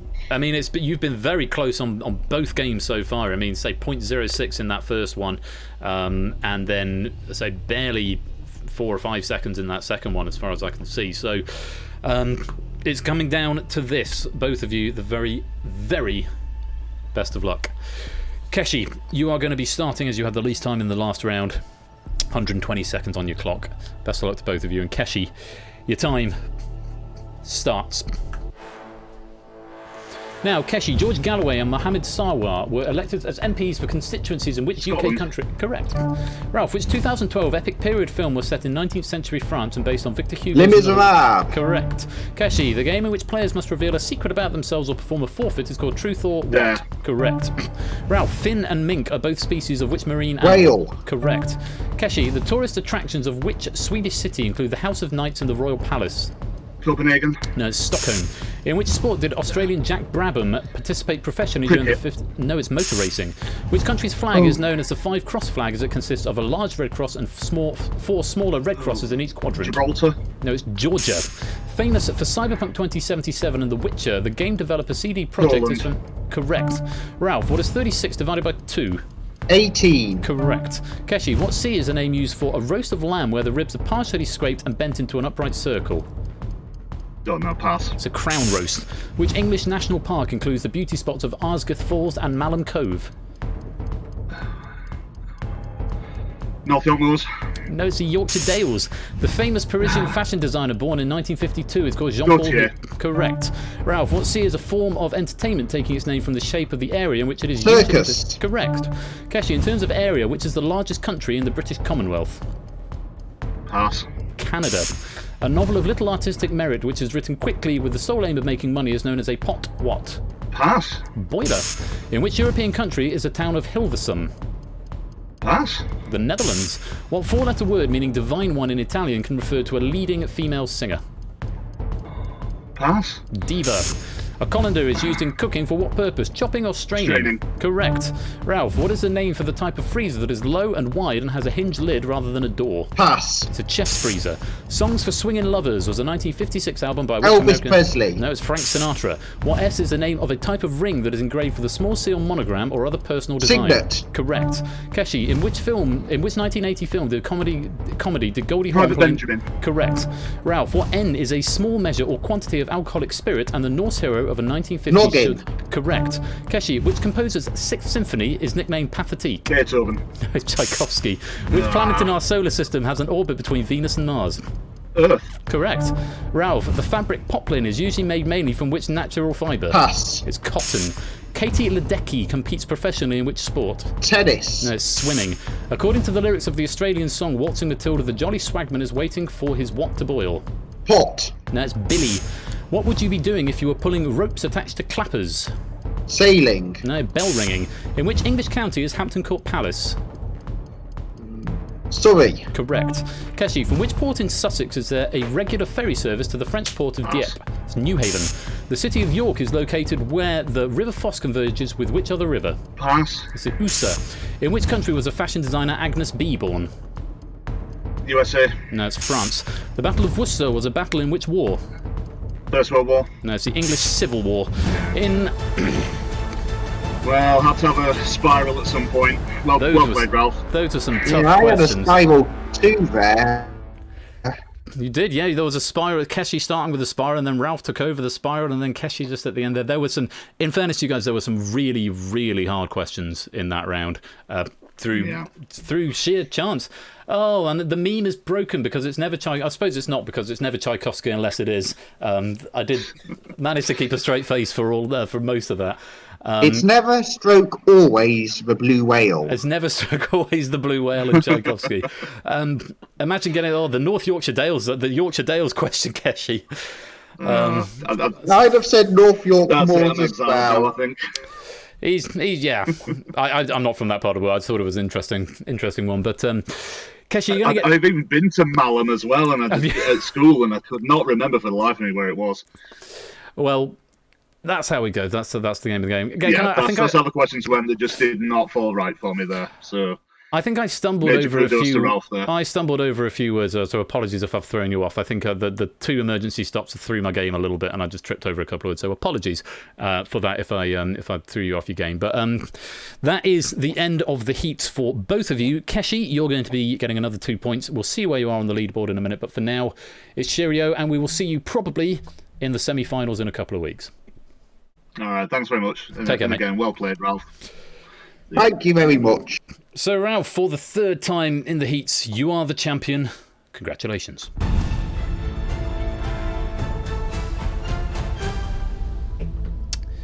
Four, 2-2-4. It's not bad going, is it? Oh, I can sit comfortably now. I can take the next few weeks off. Well, next, yes, certainly too. You got the final heats next week, and then the semi-finals will be the week after. So the final is scheduled for 3 weeks. God, it's only 3 weeks away. Goodness me, scary stuff. Time has really flown by. I can't believe it's the 5th heats already. I know, it's mad. That's season 3, and that's season 3 done then. And then it's season 4, and on we go. Ralph, let's go take a peep at the leaderboard and see exactly where you've ended up. And there you are in second. Not enough time to surpass Toot, but you are there comfortably in second. And the really interesting thing that we can draw from this is because you've won your heat, Toot and Ralph are now guaranteed 1 and 2. Very, very well done indeed to you two. We will see you both in the final. But 2 players will be joining them, and they will be drawn from the 2 semi-final games, currently lined up to be between Keshi, Peter, Benzi and Clive, and between Inca, Brig, Samster and Grunkle. But of course, all players in the current semi-finals, apart from Keshi and Benzi, have got a game in hand. And Ape, who is currently in the red area, has also got a game in hand. So the ink is not yet dry on the page, so to speak. It is for these top 2, but for a lot of other players, it could still go any which way. Ape could be that wild card down in the red area. Strong performance from Ape. In fact, Ape would need a win, but if Ape gets a win, he could get up into that semi-final zone. And then it's anyone's game between Clive and Grunkle right there, both on 7. And then Samster on 8, Brig on 9, Peter on 10, Inca on 11, Keshi having played his final match. So going to be a question for Inca as to whether or not he's going to get into one semi-final or the other. But lots to look at. I will try and make a point of posting this board a little earlier than I did this coming week, so that if you want to go and analyse it, you can do. Hello, Cat. Ralph, let me come back to you. Very many congratulations. Happy with that? I suppose you must be. Yes, I think that being an automatic qualifier along with Toot, we command a certain cachet. Yeah, it's must be a nice position to be in. So as you say, next couple of weeks, take it easy, and we will see you in the grand final in 3 weeks' time. I can't wait to close off season 3. Likewise. Not that I've not enjoyed season 3, but always good to be looking forward. Ralph, I shall bid you good night for now. Congratulations again, and we'll see you in the final. See you in the final. So, Lupine won there, leaving us with the champion spot for the 3rd time in his heats and concluding his heats in 2nd place in the league and guaranteeing a spot in the final in 3 weeks' time. This season is rapidly drawing to a close. We've got one more set of heats, one more pair of heats next week, heats number 19 and 20. Between the players that we haven't seen tonight. We've then got the 2 semi-finals, which will be the week after. And then the grand final will form part of the season finale, which will also be the lottery draw of pennies. The lottery draw of pennies on the season finale, where you'll all win merch. I actually need to build something about that at some point. But a very strong performance from Ralph there, and this season rapidly drawing to a close. But before the evening draws to a close, we are going to play Risky Business. It's 11:15. Risky Business is about a 40-minute game, and it is multiplayer, mass multiplayer, for everyone who wants to come and play. So get your doo-wops at the ready. We'll roll the credits. I was going to nip to the loo, grab myself a cider, and then we'll finish the night off with some Risky Business. Congrats again to Ralph. You are the champion.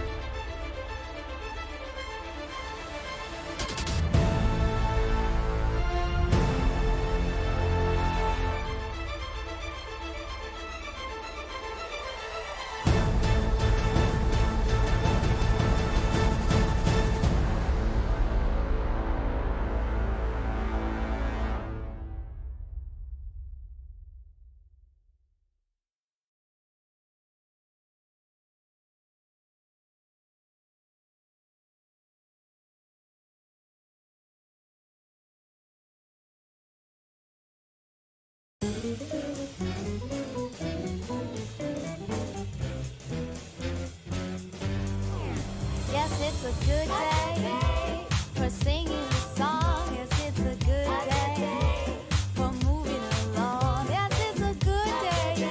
How can anything go wrong? A good day from morning till night. I sat to the sun. Good morning, sun. Rise and shine today. Yes, it's a good day for singing a song. Yeah, it's a good day for moving along. Yes, it's a good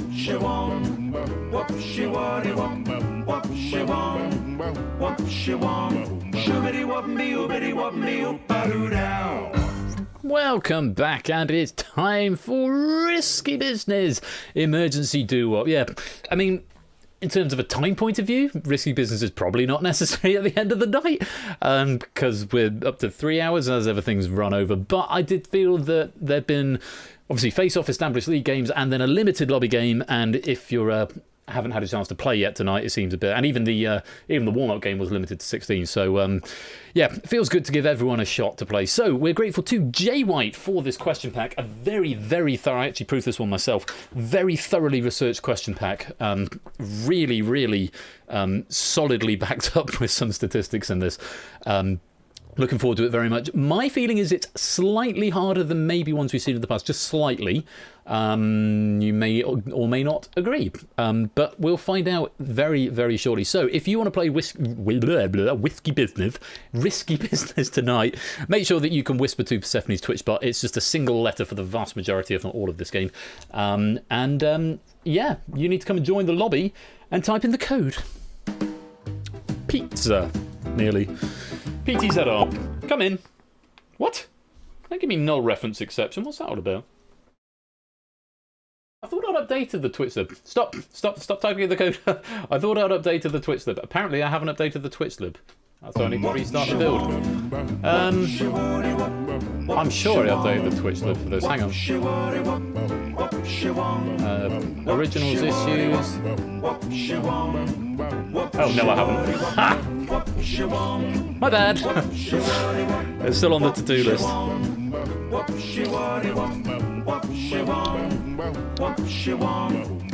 So basically, joining the lobby becomes a bit of a crapshoot because I haven't fixed the Twitch lib code. I've done it for most things now, but apparently this is not one of them. So we'll try that again. Le Save. Oh, for flip's sake. No, it's not going to happen, is it? Am I going to have to... Oh, I really don't... I'll give it a third time. If it breaks a third time, then I'll fix it now. I'll give it third time lucky. Let's have another go. This is the universe telling no, stop streaming. I was, no, I'm not going to stop streaming. Endless, we'll just play the doo-wop theme. Yeah, give it, maybe, let's come in with some decorum, one at a time. If it crashes this time, I'll fix it now. It will take me about 4 minutes to update it. So if it breaks this time, it'll be a 4-minute dev stream while I fix the Twitch lib, and then we'll play properly. So, fingers crossed that... Oh, no, it's before we've even got to the thing. Right. Okay, impromptu dev stream. This won't take me long. Dev stream mode. There we go. Right. Give me a second to find what I need. So we need to go scripts and Twitch API. Get that open. Do what postponed. It'll be worth it when we get there. Trust me. Right, let's maximize that so you can see what I'm doing there, because it's the Twitch API that we need to do. Let's have that one. Yuck. Right, so to do this, I'm going to need to go to another bit of code that I know works, and for this I generally use face-off assets. In fact, first of all, let's just get rid of the old Twitch lib, which will be in plugins, Twitch lib. Goodbye, old Twitch lib. And we need to go to plugins and drag that into here. I'll just copy in. Talk among yourselves. Right, that's been copied in, and now it'll break because it won't recognize that line, and so I'm going to go... Oh, crap, I closed it. Why did I do that? Let's go back to the face-off Twitch API, assets, scripts, and... that Twitch API, let's open that, and I need that line to replace that line, and then as helix.users rather than users.helix. Helix dot users. And that has now updated the Twitch API, and the Twitch lib is now up to date. So, all being well, that should now buffer. That can now be closed. Good, that's all compiled just fine. So, that was literally, that's the end of the dev stream. So, thank you for coming. And now, let's actually play, not maximise that, let's actually play a risky business.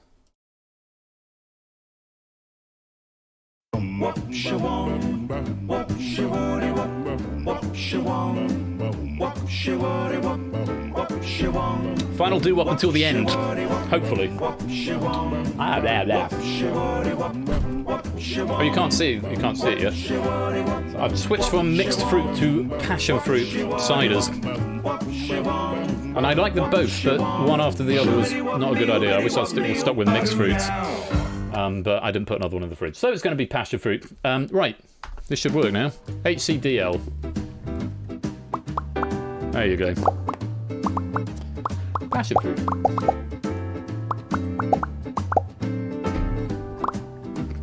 So come and join the game. Emergency risky business. Biddy biddy. So, come in, you'll see your name appear on that there screen. 38 already. Lovely. Keep coming, keep coming. Keep pressing, keep guessing. That's 39. Can we make it 40? There we go, there's 40. Can we make it 50? That's the question. Probably not, that might be asking too much. Claim to fame is beating Clive at the lobby code. Nice. So we're up to 40. What's he doing? What's who doing? What's who doing, Kashi? Oh, there's Mr. Flush. Oh yeah. Oh yeah. Sorry, I've just processed now. There's Mr. Flush. What's he doing? What's he up to? There's Mr. Chips. What's he up to? Well, 40 seems like a good number, but I'm going to let this loop play out because it is glorious. More Pink Floyd questions. Kashi, yeah, I'm there now, Kashi. I'm there.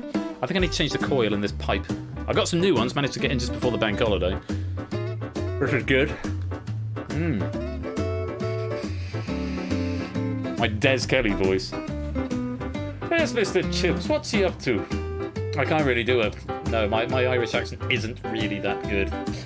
Then we got AB Me, Jay Turner, Clive Legend, Adster, Brian, It's Sotley, Keshi Head, Bono Nuevo, Prey Streams, Energia, Topper 1, Drude, Tom, Lingomaniac, Clearmans, The Lupine 1, Innis, Natter, G. Eisens, Useless Noisemaker, Oh Hey, Big Man Aaron, We Like Shapes, Tyson Bane, Jers, Proogs, Zeusless, Pum and Ben, oh hello Pum and Ben, welcome to the stream, Oni, Brand New Halo, Now Cut That Out, The Guy, Cola, Miss Groucher, Jogging Chum, 8 Mickey, The Naked Grandma, Silent Marie, Mr. Quiz Worthing, Ali Law, and Nano Owl. 40 names, 40 lovely names in the game. Welcome to you all, some new names there as well. Lovely to have you with us. Thank you so much for joining us.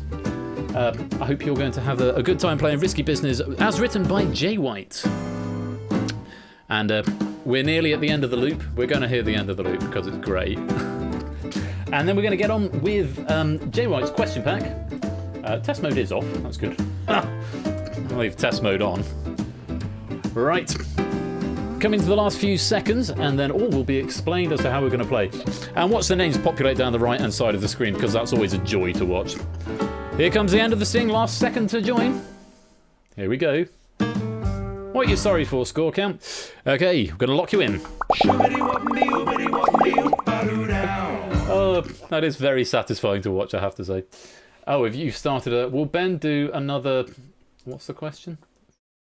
I can't see the full question. Will Ben do... It's probably... Is it something rude, score count? I don't know what it is, but... Apology accepted? 47.8... Okay, I'm going to have to read this because I'm curious now. Will Ben do another... Or... Oh, I'm assuming... Does that say awful Irish accent by any chance? Yeah. Another awful accent. Hello and welcome to Going for Gold. No, it's only Going for Gold I can do that for. Not Risky Business. Right, there you are. You're all there. From AB Me at the top right down to Nano Owl at the bottom. Let's get you some risk and let's get you some bank. There it was. Hello and welcome to Going. Welcome to Risky Business. Yeah. Irish or Irish. It depends which part of Ireland you come from, whether it's Northern Ireland or the Republic of Ireland.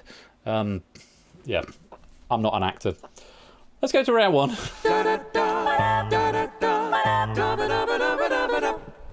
Round one is favourable odds. As you'll see, you'll be presented with a question, a question of 5 options. More than one of the options may be a correct answer. You only need to submit one letter of each question within 15 seconds. So even if you know more than one, just submit one because you won't get any more points. The number of correct answers reduces with each question, whilst the amount of points you score increases. So the fewer correct answers there are, the more points you get for being right. Answering a question incorrectly, incorrectly at any time will reduce your score to 0. So tread carefully. You don't have to play, because if you're wrong, you go back to 0, but you can abstain for no penalty. For the first 3 questions, abstaining will not affect your score. So the first question, everyone might as well have a go. To play question 4, you must choose to risk your points when prompted. If you do not want to play, do nothing and your score will be banked. Once it's banked, it's safe and yours and nothing can happen to it.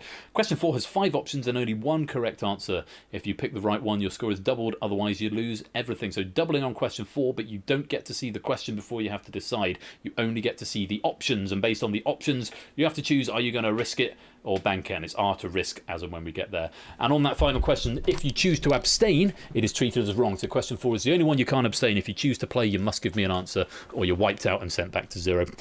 Total of 3 sets of 4 questions in round 1 with a maximum of 60 points available. Key thing always to remember is you don't have to play, because if you get it wrong at any point you go back to 0. If we get to question 4 of the set of 4 and you haven't got any points to risk, then you can't play it, because double 0 is still 0. That's about the long and short of the rules. Let's go on to question number 1. Options are Exeter, Washington, Swindon, Chester, Dover. Name a city or town that exists both in the UK and in the US. Exact name. 4 of these answers are right. You get 2 points if you tell me one of them. May as well have a go here. Nothing to lose. Well, everyone but 3 give me an answer and give me a correct answer. Swindon only exists in the UK. The other 4 do all exist in both. Dover, the most populous answer there. More than half of you going for the correct answer of Dover. Washington, Exeter and Chester also correct. Very well done. Lots of players with 2 points. Let's go on to question number 2. Options are hazelnut, acorn, Brazil nut, chestnut, macadamia nut. Name a true botanical nut. Remember, you don't have to play. 3 points if you're right, but 2 of these answers are wrong. Ooh, Drew, Dave, Tom, Big Man, Aaron, Innes wiping themselves out. GIs, ooh, lots of wipeouts going on here. Oh my goodness me. A few people are going to abstain and preserve those 2 points. Yes, look at this. 1, 2, 3, 4, 5, 6, 7 players getting that wrong. Apodo and Kira choosing to abstain. Nick and Grandma also abstaining, but abstaining on 0. Everyone else giving me a right answer and moving up to either 3 or the majority 5. Yeah, a Brazil nut and a macadamia nut. They're botanically not nuts. They're like droop sacks, droopy things. They're a seed rather than a nut, I think is what it is. You're too drunk to lose. Fair play, Kira. Hazelnut, acorn, chestnut, all correct. Most popular answer there was acorn. Very good. Lots of 5s, lots of 3s. This next question is worth 5 points, but there are only 2 correct options up here. Take a look. Options are Portugal, Iraq, Saudi Arabia, Fiji, India. Name a national flag with written text.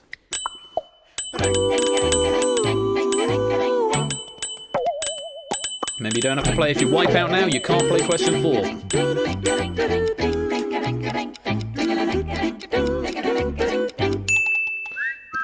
Droop sacks are nuts, but not those nuts. Thank you very much, We Like Shapes. Most people getting that. Drew, Tom and Coda actually dropping on that one, going for Portugal and India respectively. Both incorrect, as is Fiji, Iraq, but 70% the majority going for Saudi Arabia, which was the correct one of 2 correct answers along with Iraq. Lots of players with 10. Jers have got 8. Apodo and Kira have both got 7. Lingo, Innes, Giasons and Big Marin all on 5, as is Zeus and Pum and Ben playing it safe on that question. And 2 to Miss Groucher with 5. Ali Law's got 3. Only 3 players unable to risk on this question. Drew Day, Tom Cola and Necker Grandma all on 0. Let's put those options away. So remember, for this question, you get 4 options and you've got to choose to bank or risk. R if you want to risk, or if you want to bank, leave it blank. You only get the options, and if you abstain, if you choose to play and abstain, it's treated as wrong and you go back to 0. But if you play and get it right, you double your score. But there's only one correct answer here. Think carefully before you make a decision.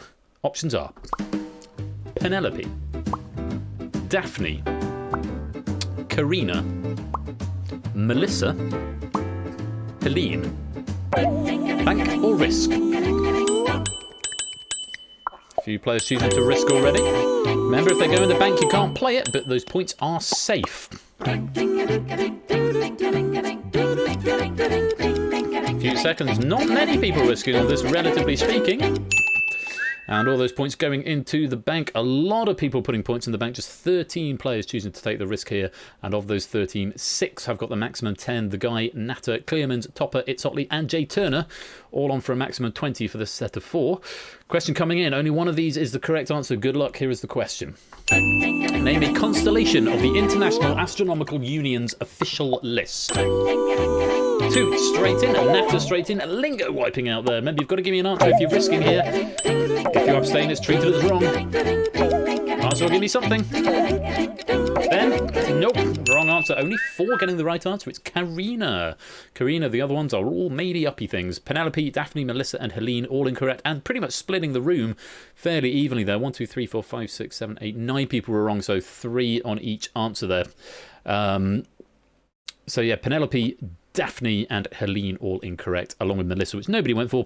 But 4 players, Topper, Natter, now cut that out, and Ali Law, all going for the correct answer. Karina doubling their scores. Very well done. Let's put those points in the bank. So that's the aim of the game. You've seen it now. There's 2 more rounds of that. So you've got to make sure you are getting points in the bank, because the bank is what's going to count rather than that risk. All risk has been put into the bank or wiped out. We've got a range from 20 right the way down to 0. Starting that sort of round again. So 4 correct answers to this. 2 points if you can give me one of them. Take a look at the options. International Single Parent Day, World Creativity and Innovation Day, International Tea Day, International Day of Clean Air for Blue Skies, International Day of Women and Girls in Science. Name an international day officially observed by the United Nations. Only one of these is wrong. Oh, a few people have found them though. 3 people have found, 4 people have found the wrong answer. 5 people have found the wrong answer. 6 people have found the wrong answer. 6 people finding the wrong answer, 2 people abstaining, finding International Single Parent Day. That's not a thing that's celebrated by the UN. All the other ones are. Most popular answer there, International Day of Women and Girls in Science. 47.5% give me that answer. Very well done. Lots of 2s up there, a few 0s. Still more to come though. 3 correct answers here, 3 points if you can find one of them. Options are Blink 182, Nirvana, Rolling Stones, Red Hot Chili Peppers, not Chili Peppers, or Green Day. Name a rock band that debuted with 3 members.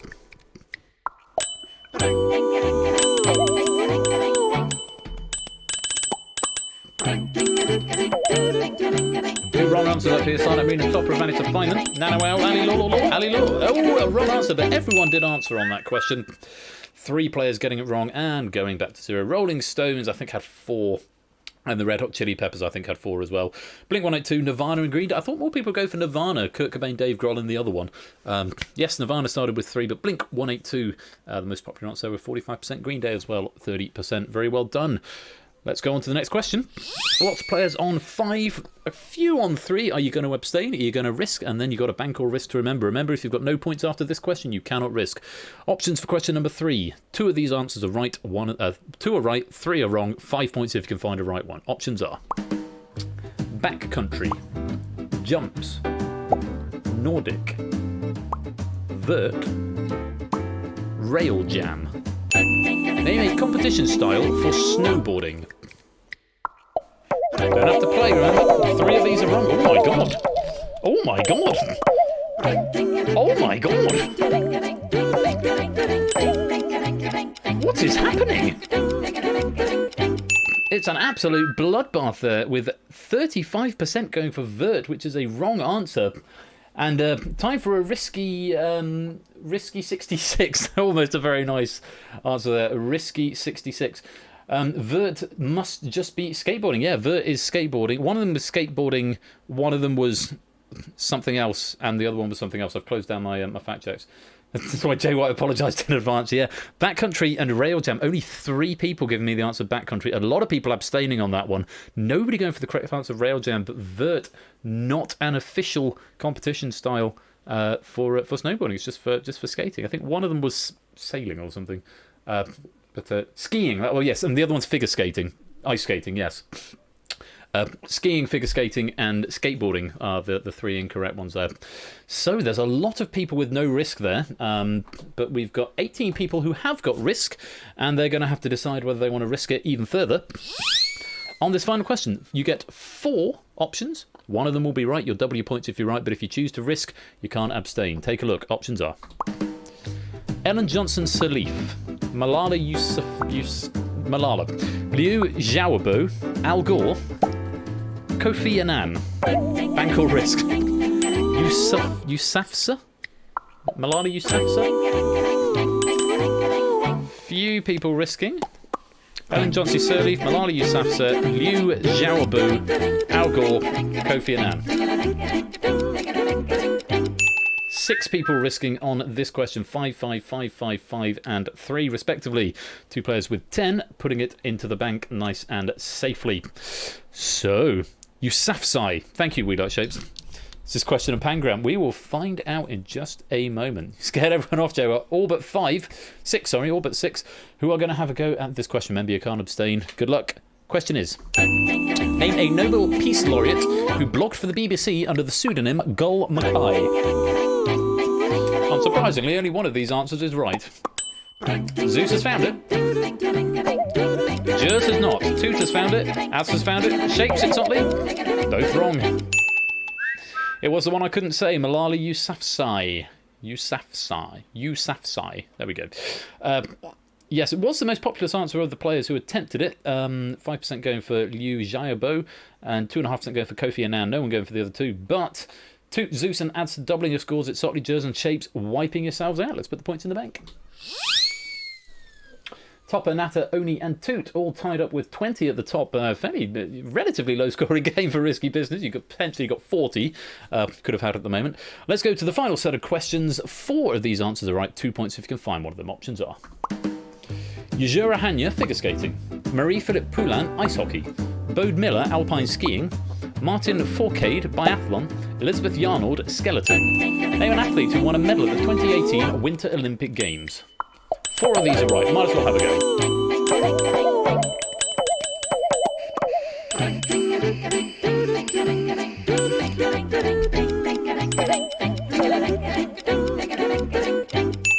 Nothing to lose on that question, but a couple of people abstaining, quite a few wrong, but plenty of people getting a right answer. 27.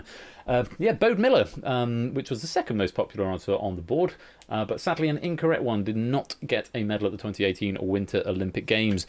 The other ones all did for those sports respectively. Elizabeth Yarnold, the most popular answer, 37.5%. Very good. Nobody went for B. Bodie. Oh, is it Bodie? Is it pronounced Bodie? Sorry, David. I bow to superior knowledge. On we go. 3 correct answers here. 3 points if you can find one of them. Remember, you don't have to play. Take a look at the options. Anne Rice. Aldous Huxley. James Herriot. George Orwell. Nicholas Sparks. Name an author who used or uses a pseudonym different from their birth name.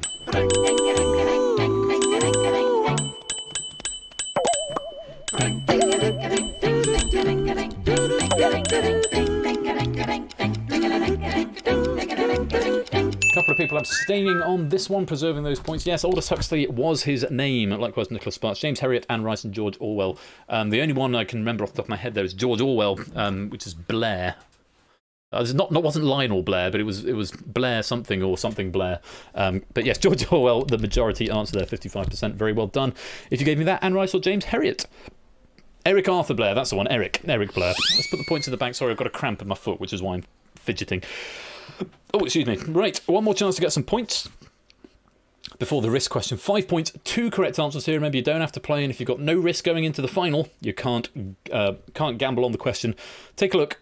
Options are Ori and the Will of the Wisps, Hades, Among Us, The Last of Us Part 2, Phasmophobia. Name a nominee for Game of the Year from IGN's The Game Awards 2020. 3 of these are wrong, 2 are right. 5 points if you can find one of the right ones. You don't have to play. Ooh, a couple of wipeouts there. Ooh, a few wipeouts there. 4 wipeouts. 5 wipeouts. Unfortunately, adds to Big Man Aaron, Miss Groucher, Jay Turner and Clearman's all wiping themselves out on that question. Brian's got 2. A lot of people with 10, a lot of maximums in this round. Slightly better performed round here. A number of people on 8, 7s, 5s and a 2 for Brian as well. So, Hades and The Last of Us Part 2 were the correct answers. Ori and the Will of the Wisp did get nominated for something, but not Game of the Year. Likewise, Phasmophobia. Among Us, I don't remember seeing, but it probably did. But they were wrong. Hades and The Last of Us Part 2 were right. So, decision time, you get some options. Only one of these will be a correct answer, but you can't see the question before you decide whether you're going to risk it or bank it. If you want to risk, type R to risk. If you want to bank, leave it blank. Here are your options. Agatha Christie, Stephen Hawking, Paul Auster, or Ooster, Philip K. Dick, Virginia Woolf. Bank or risk? More risk going into this one. I thought Among Us was older than 2020 as well too, yeah. It seemed to get quite popular last year, but I thought it had been around since about 2018. And it's an indie game, they don't normally get nominated. A lot of people putting points in the bank there, but 15 players choosing to risk, doubling up if they get it right, but wiping back to 0 if they are wrong, or they abstain. Remember, you must give me an answer if you're choosing to risk. Those are your options. One of these is right. Here is your question. Name a 20th century English author who argued invention, in my opinion, arises directly from idleness, possibly also from laziness, to save oneself trouble. Who is it? Oh, dear me. There's 3, found it. And only 3. Virginia Woolf was very popular, but Stephen Hawking, Philip K. Dick and Agatha Christie splitting the rest of the players. Nobody going for Paul Auster, but Agatha Christie was the right answer. A direct quote from Agatha Christie there, and Cola now cut that out, and Clive of Legend all finding the correct answer, doubling up to 20, 16 and 10 respectively. That's really going to help Cola, who's only got 5 in the bank, going to put another 20 in there now. Clive going to put 10 to join his 10 already there, and 2 going to put 16 to join his 20, taking him up to 36. That could well be a high score. That is the end of round 1. Let's check out what the scores are. I was not wrong. Now cut that out. In the lead with 36. Topper and Oni are tied second with 30. Cola and Jogging Chum in third with 25. Few players down at the other end yet to score. Jay Turner, several-time champion at Sotley, or at least once-time champion. I know Sotley's done a first, second, third, and author for this one. I think he might have done 2 bronzes as well. But at the moment, no points in the bank. Cleomans, the Guy, and the Nekogram are all yet to score. But all of that can change. We have got 2 more rounds. You're allowed to do an Auster Buster Custard Dust sequence in her. Oh, that's really nice, David. Very nice indeed. Hello, DC Simmons. Welcome to the stream. Lovely to have you here. And AJ as well has turned up, and Score Count and has turned up at some point as well. And I didn't say hello, so welcome to you all. Right, let's go on to round 2.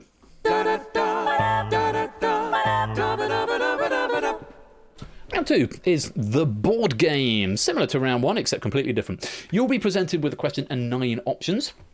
Anything from 4 to 7 of the options may be a correct answer. Submit as many options as you like within 60 seconds. Syntax is unimportant in this round, so you can choose to separate your answer letters with either commas, spaces, full stops, or not at all if you prefer. You may submit your answers either as a single message of several letters or individual letters one at a time. What this basically means is you can go A, enter, B, enter, C, enter, or A, B, C, enter, and it will still pass in the same. You'll go blue as soon as it has received an answer from you. It won't tell you if it's right or wrong. For each correct answer submitted, you will receive 5 points. Submitting any incorrect answers, though, will reduce your score to 0. So even if you put down all 9, you're going to get 0 because some of them are wrong. And I'm not going to tell you how many are right and how many are wrong. That's for you to decide, and part of the risk factor of this game. Your scores will be banked after each board. And with a total of 3 boards in round 2, there are a maximum of between 60 and 105 points available. So you've got a minute to submit as many answers as you can to this question. It's a minute, it might be 45 seconds, it might be a minute. Yeah, 60 seconds, it is 60 seconds. So submit as many answers as you think are valid and correct. 5 points for everyone you find, but any wrong answers among them, and you go down to 0. Good luck. Round 2 is the board game, and there are 3 boards to look at. Question 1, options are tumour, stupor, functio lacer, rubor, rigor, dollar, tremor, calor, rancor. Identify the cardinal signs of inflammation described by Celsus and Virchow Gallon.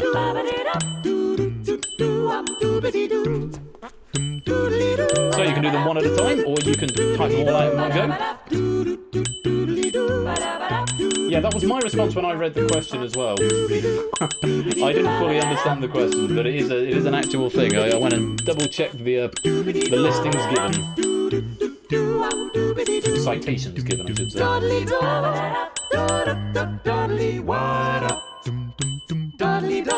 House has gone full 7. There might not even be 7 correct answers there, so we'll find out in a minute. It's an apology for this from Ohei. Well, everyone has horrific in a fun way. Everyone has submitted an answer. Here come the ticks. Well, we've only got 5 correct answers up here.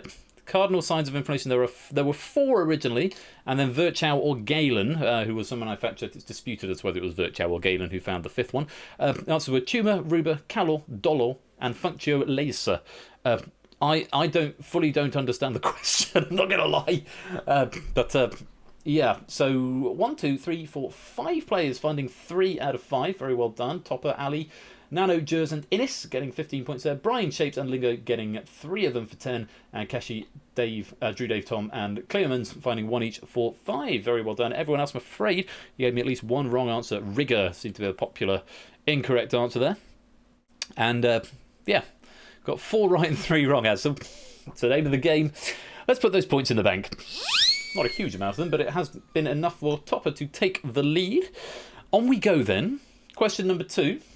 Options are Bulgaria, Luxembourg, Malta, South Korea, Austria, Uganda, Venezuela, Estonia, Portugal. Identify the countries where a sign language is, by law, an official language. Understand those words. Anything from 4 to 7 are going to be correct.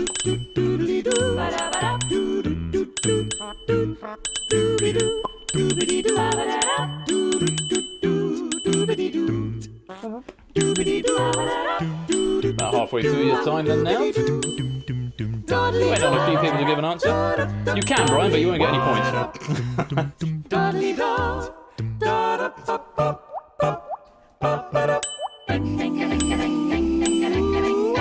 Yeah, it used to be that you wiped out your points didn't bank until the end of the 3rd board. Here come the ticks. But if you're upset, you just know you're not going to get any. You might as well have a guess, Brian. It could be worth 5 points.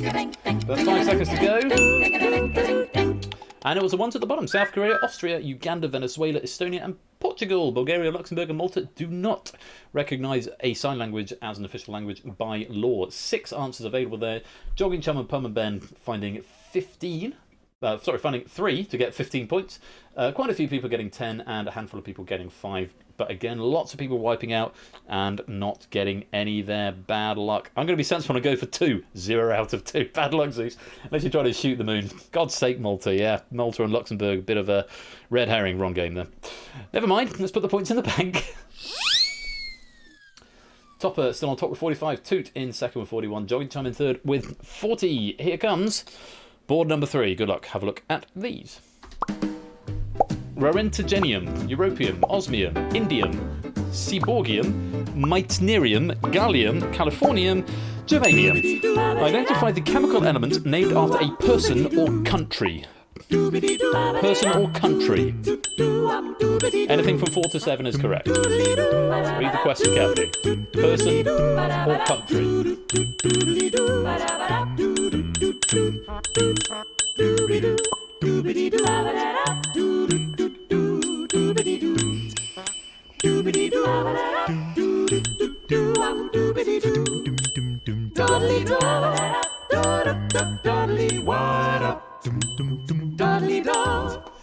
Just waiting for... Oh, there's ABB's answering, so everyone's given me at least 1 answer. There's still a few pings coming in. So if you want to try and give 1 more, or 2 more, or a few more, you're welcome to. Here come the ticks now then. Anything from 4 to 7 here are correct. How many points are we going to get? Let's get that clock to run out and timer. Oh, wow. Only 10 people getting points there, with Innis and Shapes finding all 5 of the correct answers. There were 5 correct answers. Why did you put H, the guy? Yes, I read the question at least 3 times. Rowentgenium, Seaborgium, Meitnerium, Gallium, and Germanium were all the correct answers. Europium, I think, named after Europe. Indium is not named after India. Californium is, if it's named after California. California is not a country. But yes, Gallium is the only one I actually I recall from looking at my notes, comes from the Latin meaning France.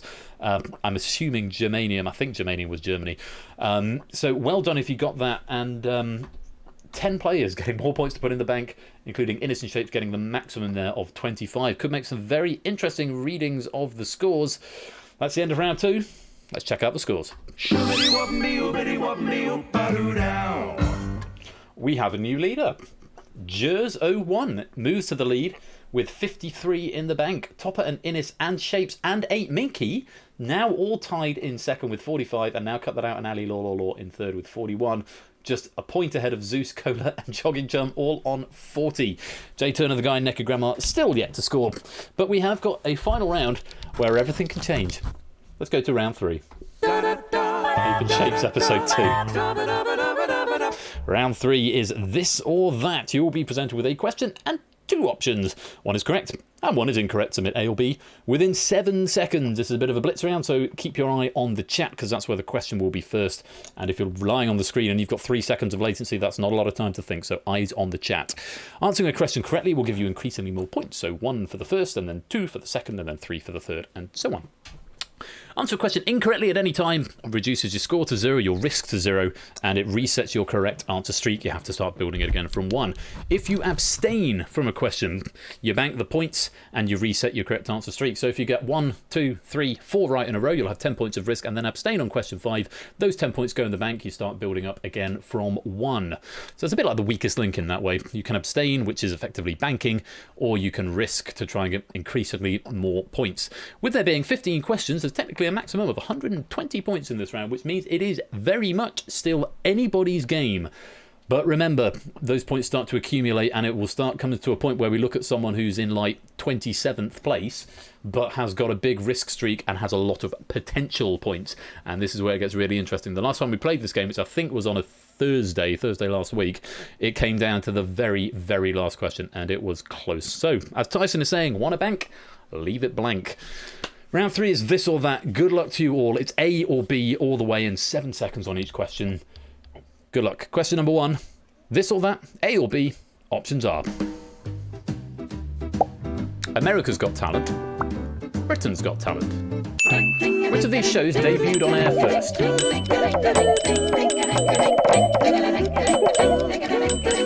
So much bwong.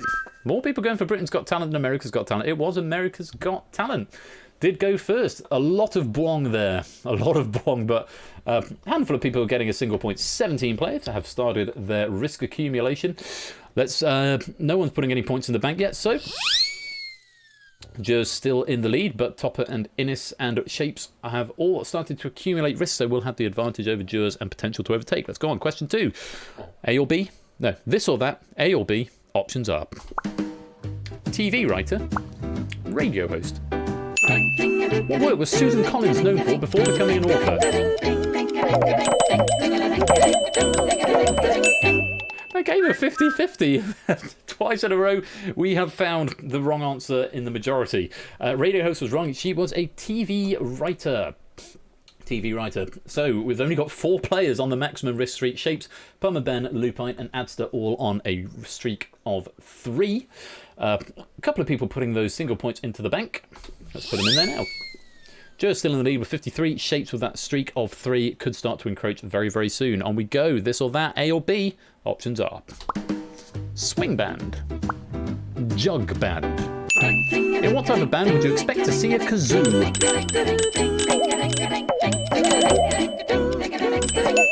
Oh, it's a jug band. The jug band is traditionally made of like junk instruments and sort of pitch percussion and stuff. Swing band is a sort of jazz band sort of thing.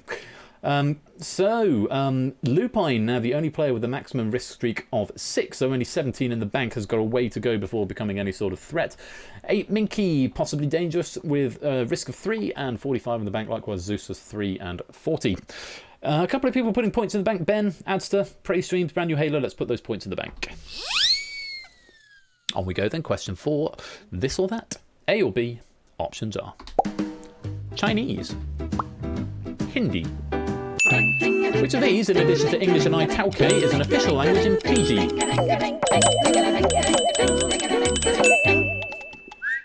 It's B, it's Hindi, and 60% give me the right answer there.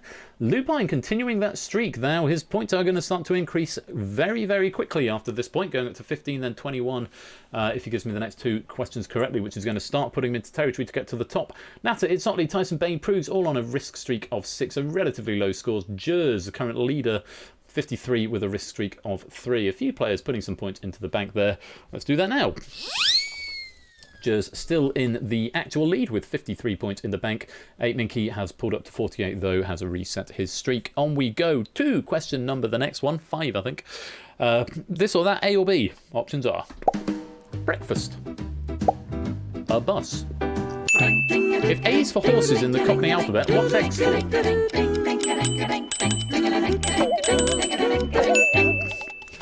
Bit of a weird question to pass, especially if you're not familiar with Cockney rhyming saying. A is what horses eat.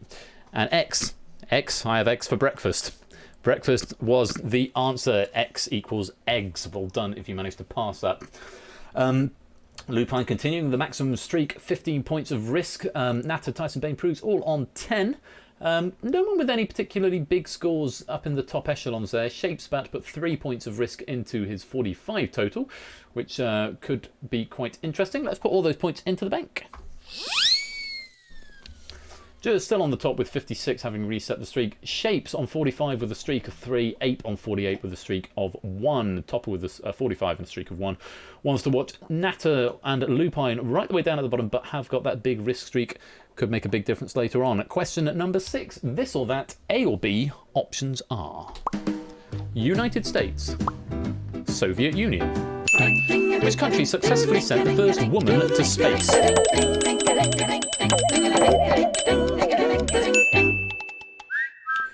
Lingo and 8 Minky putting points in the bank there, 6 and 1 respectively.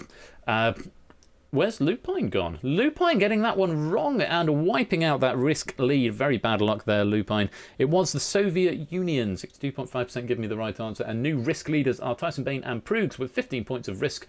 Most dangerous now is We Like Shapes with 6 into a bank of 45. Potentially enough to start encroaching on Jersey's score with a couple more correct answers. Let's put those points in the bank. And move on to question number 7. Jersey still in the lead, 56 in the bank. Question 7, this or that, A or B? Options are 44511, 44207. On what date do the Chinese celebrate Singles Day?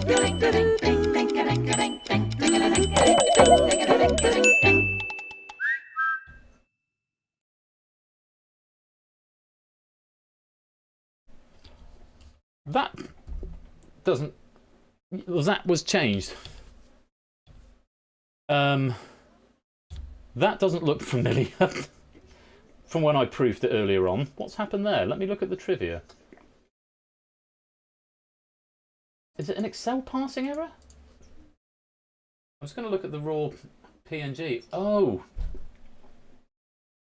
It didn't look like that when I run it through the JSON. Yeah, the answer's A, 44511. Yeah, that a big hell of a punt there. That has confused me a lot. I wasn't expecting that question. I'm not quite sure how that's managed to escape through the parser because I proved this earlier on, so that's entirely on me. Apologies for that, for getting that one wrong. Well on Clive for getting it right, all the same. I think that's a parsing error that's happened. It's the first parsing error I've come across, so that's not bad considering I've been using the new tool for a few weeks. Apologies for that, both JY and players in the game. There's something's gone amiss there. The answer is apparently 44511. The options, I think it was November the 11th or January the 11th were the options. 11, yeah. I don't know how I've managed to miss that, because when I was proofing it earlier on, it didn't look like that. It looked fine. So it's obviously passed it at some point and gotten through. So, yeah. Apologies, huge apologies that's managed to sneak through. I think these things happen from time to time. So, well done if you abstained on that and putting points in the bank. Let's put them in. On the plus side, we're all in more or less in the same boat. All having the situation where the answers are what? So, yeah, let's put the points in the bank. Jers and Shapes now in 1 and 2, 57 and 51.8. Minky in third with 49, and all risk has been cleared in those top 5 places, all getting very close. Clive with the risk lead of 15 into a bank of 20. We're going to go on to question number 8. Hopefully we won't see any more parsing errors. Doesn't look like there are any more coming up, so that's good. Question 8, this or that, A or B, options are German, French. The Great Poodle was named after the word splashing in which language? It's German. The German word for splashing is poodle, not French. As you might have thought, it's the national dog of France, but not where the word comes from. Clive given the right answer, 21 with the risk lead at the moment. Mr. Quizworthing with a risk in second place of 15. Jay Turner's got 6. A few players putting points into the bank there. Let's put them in now. Jers on top with 57, Shapes in second with 51, 8 Minky in third with 49. On we go, question number 9, this or that, A or B, options are 30, 15. How many millilitres does a metric tablespoon hold?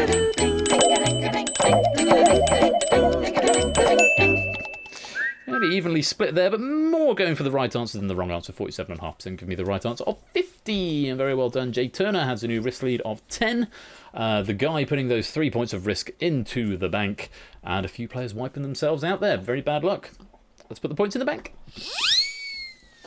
Jers ahead, 57. Still beating Wheelite Shapes with 51. 8 Minky with 49 and some work to do. Going to go on. Question number 10, I think, is next. Question 10, this or that, A or B, options are semi-quincentenary, sesquicentennial. Which of these two unwieldy words represents 250 years? It's semi-quincentenary. The other one, sesquicentennial, is 150. So semi-quincentenary, half quin 5 cent 100, so half of or maybe it's 125, so that was what, half of 500, yeah. So sesquicentennial, I can't even remember. I read the proofing notes earlier on and it checked out. This is why that it was thoroughly researched. I didn't have to do much in the way of just checking the citations, which all added up, but I didn't retain a huge amount of them. What's happening now? Zeus and Lupine are in the risk lead with 10 each. A few players putting risk into the bank there. Let's put that in now. And Jers and Shapes still battling out at the top, both with 6 points of risk here, 57 and 51. A wipeout from Jers and a bank from Wheelite Shapes would give them an equal score. So, very interesting things to watch out for. Let's go on to question 11. This or that, A or B, options are red, white. What colour was the Lancastrian rose?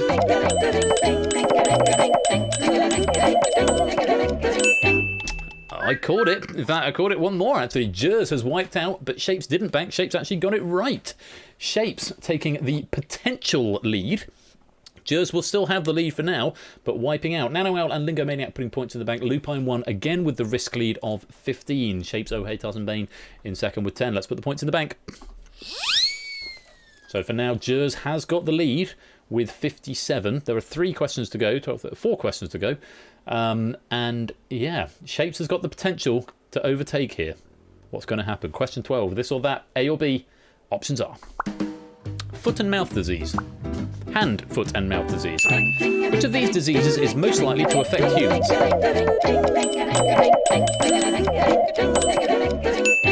And Shapes is taking the risk and getting the right answer. 15 points of risk and the new risk lead. Lupine losing the risk lead by getting it wrong, wiping out a few people putting points in the bank. Ali, Big Man, Aaron, and it's Sotley But it's mainly all looking at shapes, and Keshi there with 10 as well. It's hand, foot and mouth disease. I went and double checked this because I've heard of foot and mouth disease, but the official name is hand, foot and mouth disease. Is most likely to affect humans, particularly children. Foot and mouth disease is a bovine disease, I think it is. It can affect humans, but it's very, very unlikely to. The full one, hand, foot and mouth disease. Foot in mouth for Mr. Quizworthing there, indeed. I remember there was a foot and mouth epidemic in 1997. It's nice. I remember other epidemics. There used to be so much less going on in the world. It was remember bird flu, swine flu. Yeah, Ebola. That was another one. I'm not going to hark back and remember other pandemics that were less impactful than this one. I'm sure they're all bad in their own way. Shapes has got the risk lead and the potential lead, but for now, let's put the points in the bank. Jers has still got the actual lead with 57. There are 3 questions to go. At what point is Shapes going to call it a day and put points in the bank? Maybe he won't. Maybe he's going to go all the way.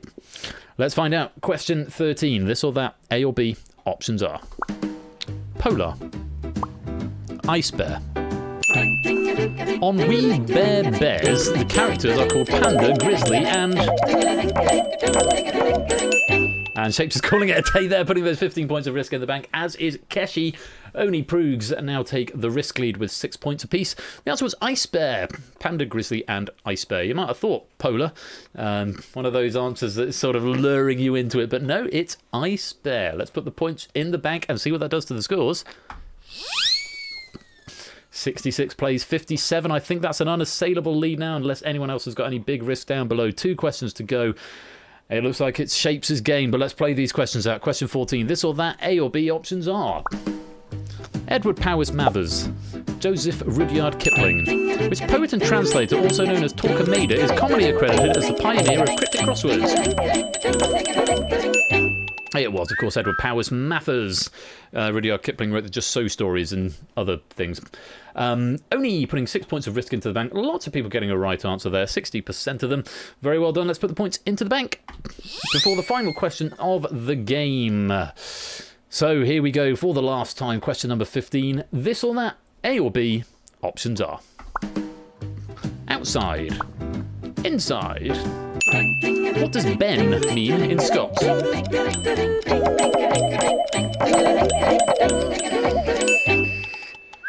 Shapes taking that final point into the bank, which means Jogging Chum finishes as the risk leader, 10 points of risk, which will go into the bank. The answer was inside. More people going for outside than inside. AB, me, Jay Turner, and Shapes all putting that risk into the bank. And of course, everyone else who's got risk now, it will go into the bank because it's the end of the game. So Jogging Chum finishes as the risk leader. But the winner of the game at the end of all that, after a fierce tussle in that final round, victory goes to We Like Shapes. Very, very well done there, We Like Shapes. 67 in your bank. Jers taking second place with 60, and a tie in third, Keshi Head and Jogging Chum, that last minute risk lead really paying off for Jogging Chum there. So very, very well done for Shapes. Risky Shapes taking the victory. And a big thank you to Jay White. First question pack. I did intimate I thought it was slightly more difficult than perhaps other risky business packs we've seen, but a debut question pack for Jay White. They've not written for written a pack before. They did contribute some questions to Face Off, but this is their first pack for a full game. So very, very grateful to Jay White, and thank you very much for all your efforts. I hope you enjoyed that, and I hope you enjoyed writing it, and I hope you will write some more. And if anybody would like to write questions, of course, for any of the games we play on Game Night, you can come and join the Discord server, grab yourself the question, write a roll, and get the tool, and hopefully there won't be any more parsing errors from Google Docs moving forward. Yeah. That's it. Emergency risky business concluded at 11:45 for a 4-hour stream. Goodness gracious me, it has been a long one again. But hey, I hope you've all had fun. Thank you to all of you so much for joining. To all the new members who've turned up and followed tonight, thank you all so much. I hope you've had a good night. I've certainly had a good night. Can I take this opportunity to wish you all a very happy Easter, whatever you're going to be doing this bank holiday season. Do look after yourselves and each other, and be splendid and marvellous as always. What's happening? Tips is here tomorrow with the Pinnacle Larder, so do go give Tips a follow. That's at 7 p.m. Watch along. I think there's a watch along. There was a watch along mentioned to me, perhaps happening in the Discord server, so go join and have a look in there, see what's going on. I'm back on Tuesday, and it's Switcheroo week next week. Very important, Switcheroo next week. So it's going to be Originals Tuesday and Classics on Saturday. So Tuesday, come along for The Escape Artist and Danger Zone 2, but the other way around. Danger Zone first, and then The Escape Artist after that. Very much looking forward to that. Of course, I'm going to be here on Thursday at 3 p.m. BST with Game Night Happy Hour, where we're going to be playing Bidding War. And then next Saturday, of course, the final 2 face-off heats and the classics in the Switcheroo week, which are going to be Blockbusters and The Code, with some returning players, I think. In the meanwhile, Ash is, of course, going to be here on his usual Wednesday and, Friday. And he's going to be playing The Vault on Wednesday and Winning Lines on Friday. So do go give Ash a follow if you're not doing that already. Raiding looks pretty quiet tonight, actually. So let's just finish with the new logo that I've done, the new branding video. Thank you all so much for coming. A very happy Easter and bank holiday to you all. Be splendid and marvellous and wonderful. Always a pleasure to have you here. And do come join the Discord if you want to come hang out with us. I will be back on Tuesday for Danger Zone 2 and The Escape Artist. And I hope you can join us there. Until then, look after yourselves. Peace out. Take care. And good night. Focus on the right window. And good night. Shoobity whoopity whoopity whoopity whoop shawam whoop shawari whoop shawam whoop shawari whoop shawam whoop shawari whoop shawam whoop shawari whoop shawam whoop shawari whoop shawam whoop shawari whoop shawam whoop shawari whoop shoobity whoopity whoopity whoopity whoop shawam whoop shawari whoop shawam whoop shawari whoop shawam whoop shawari whoop shawam whoop shawari whoop shawam whoop shawari whoop shawam whoop shawari whoop shawam whoop shawam shoobity whoopity whoopity whoopity whoop now.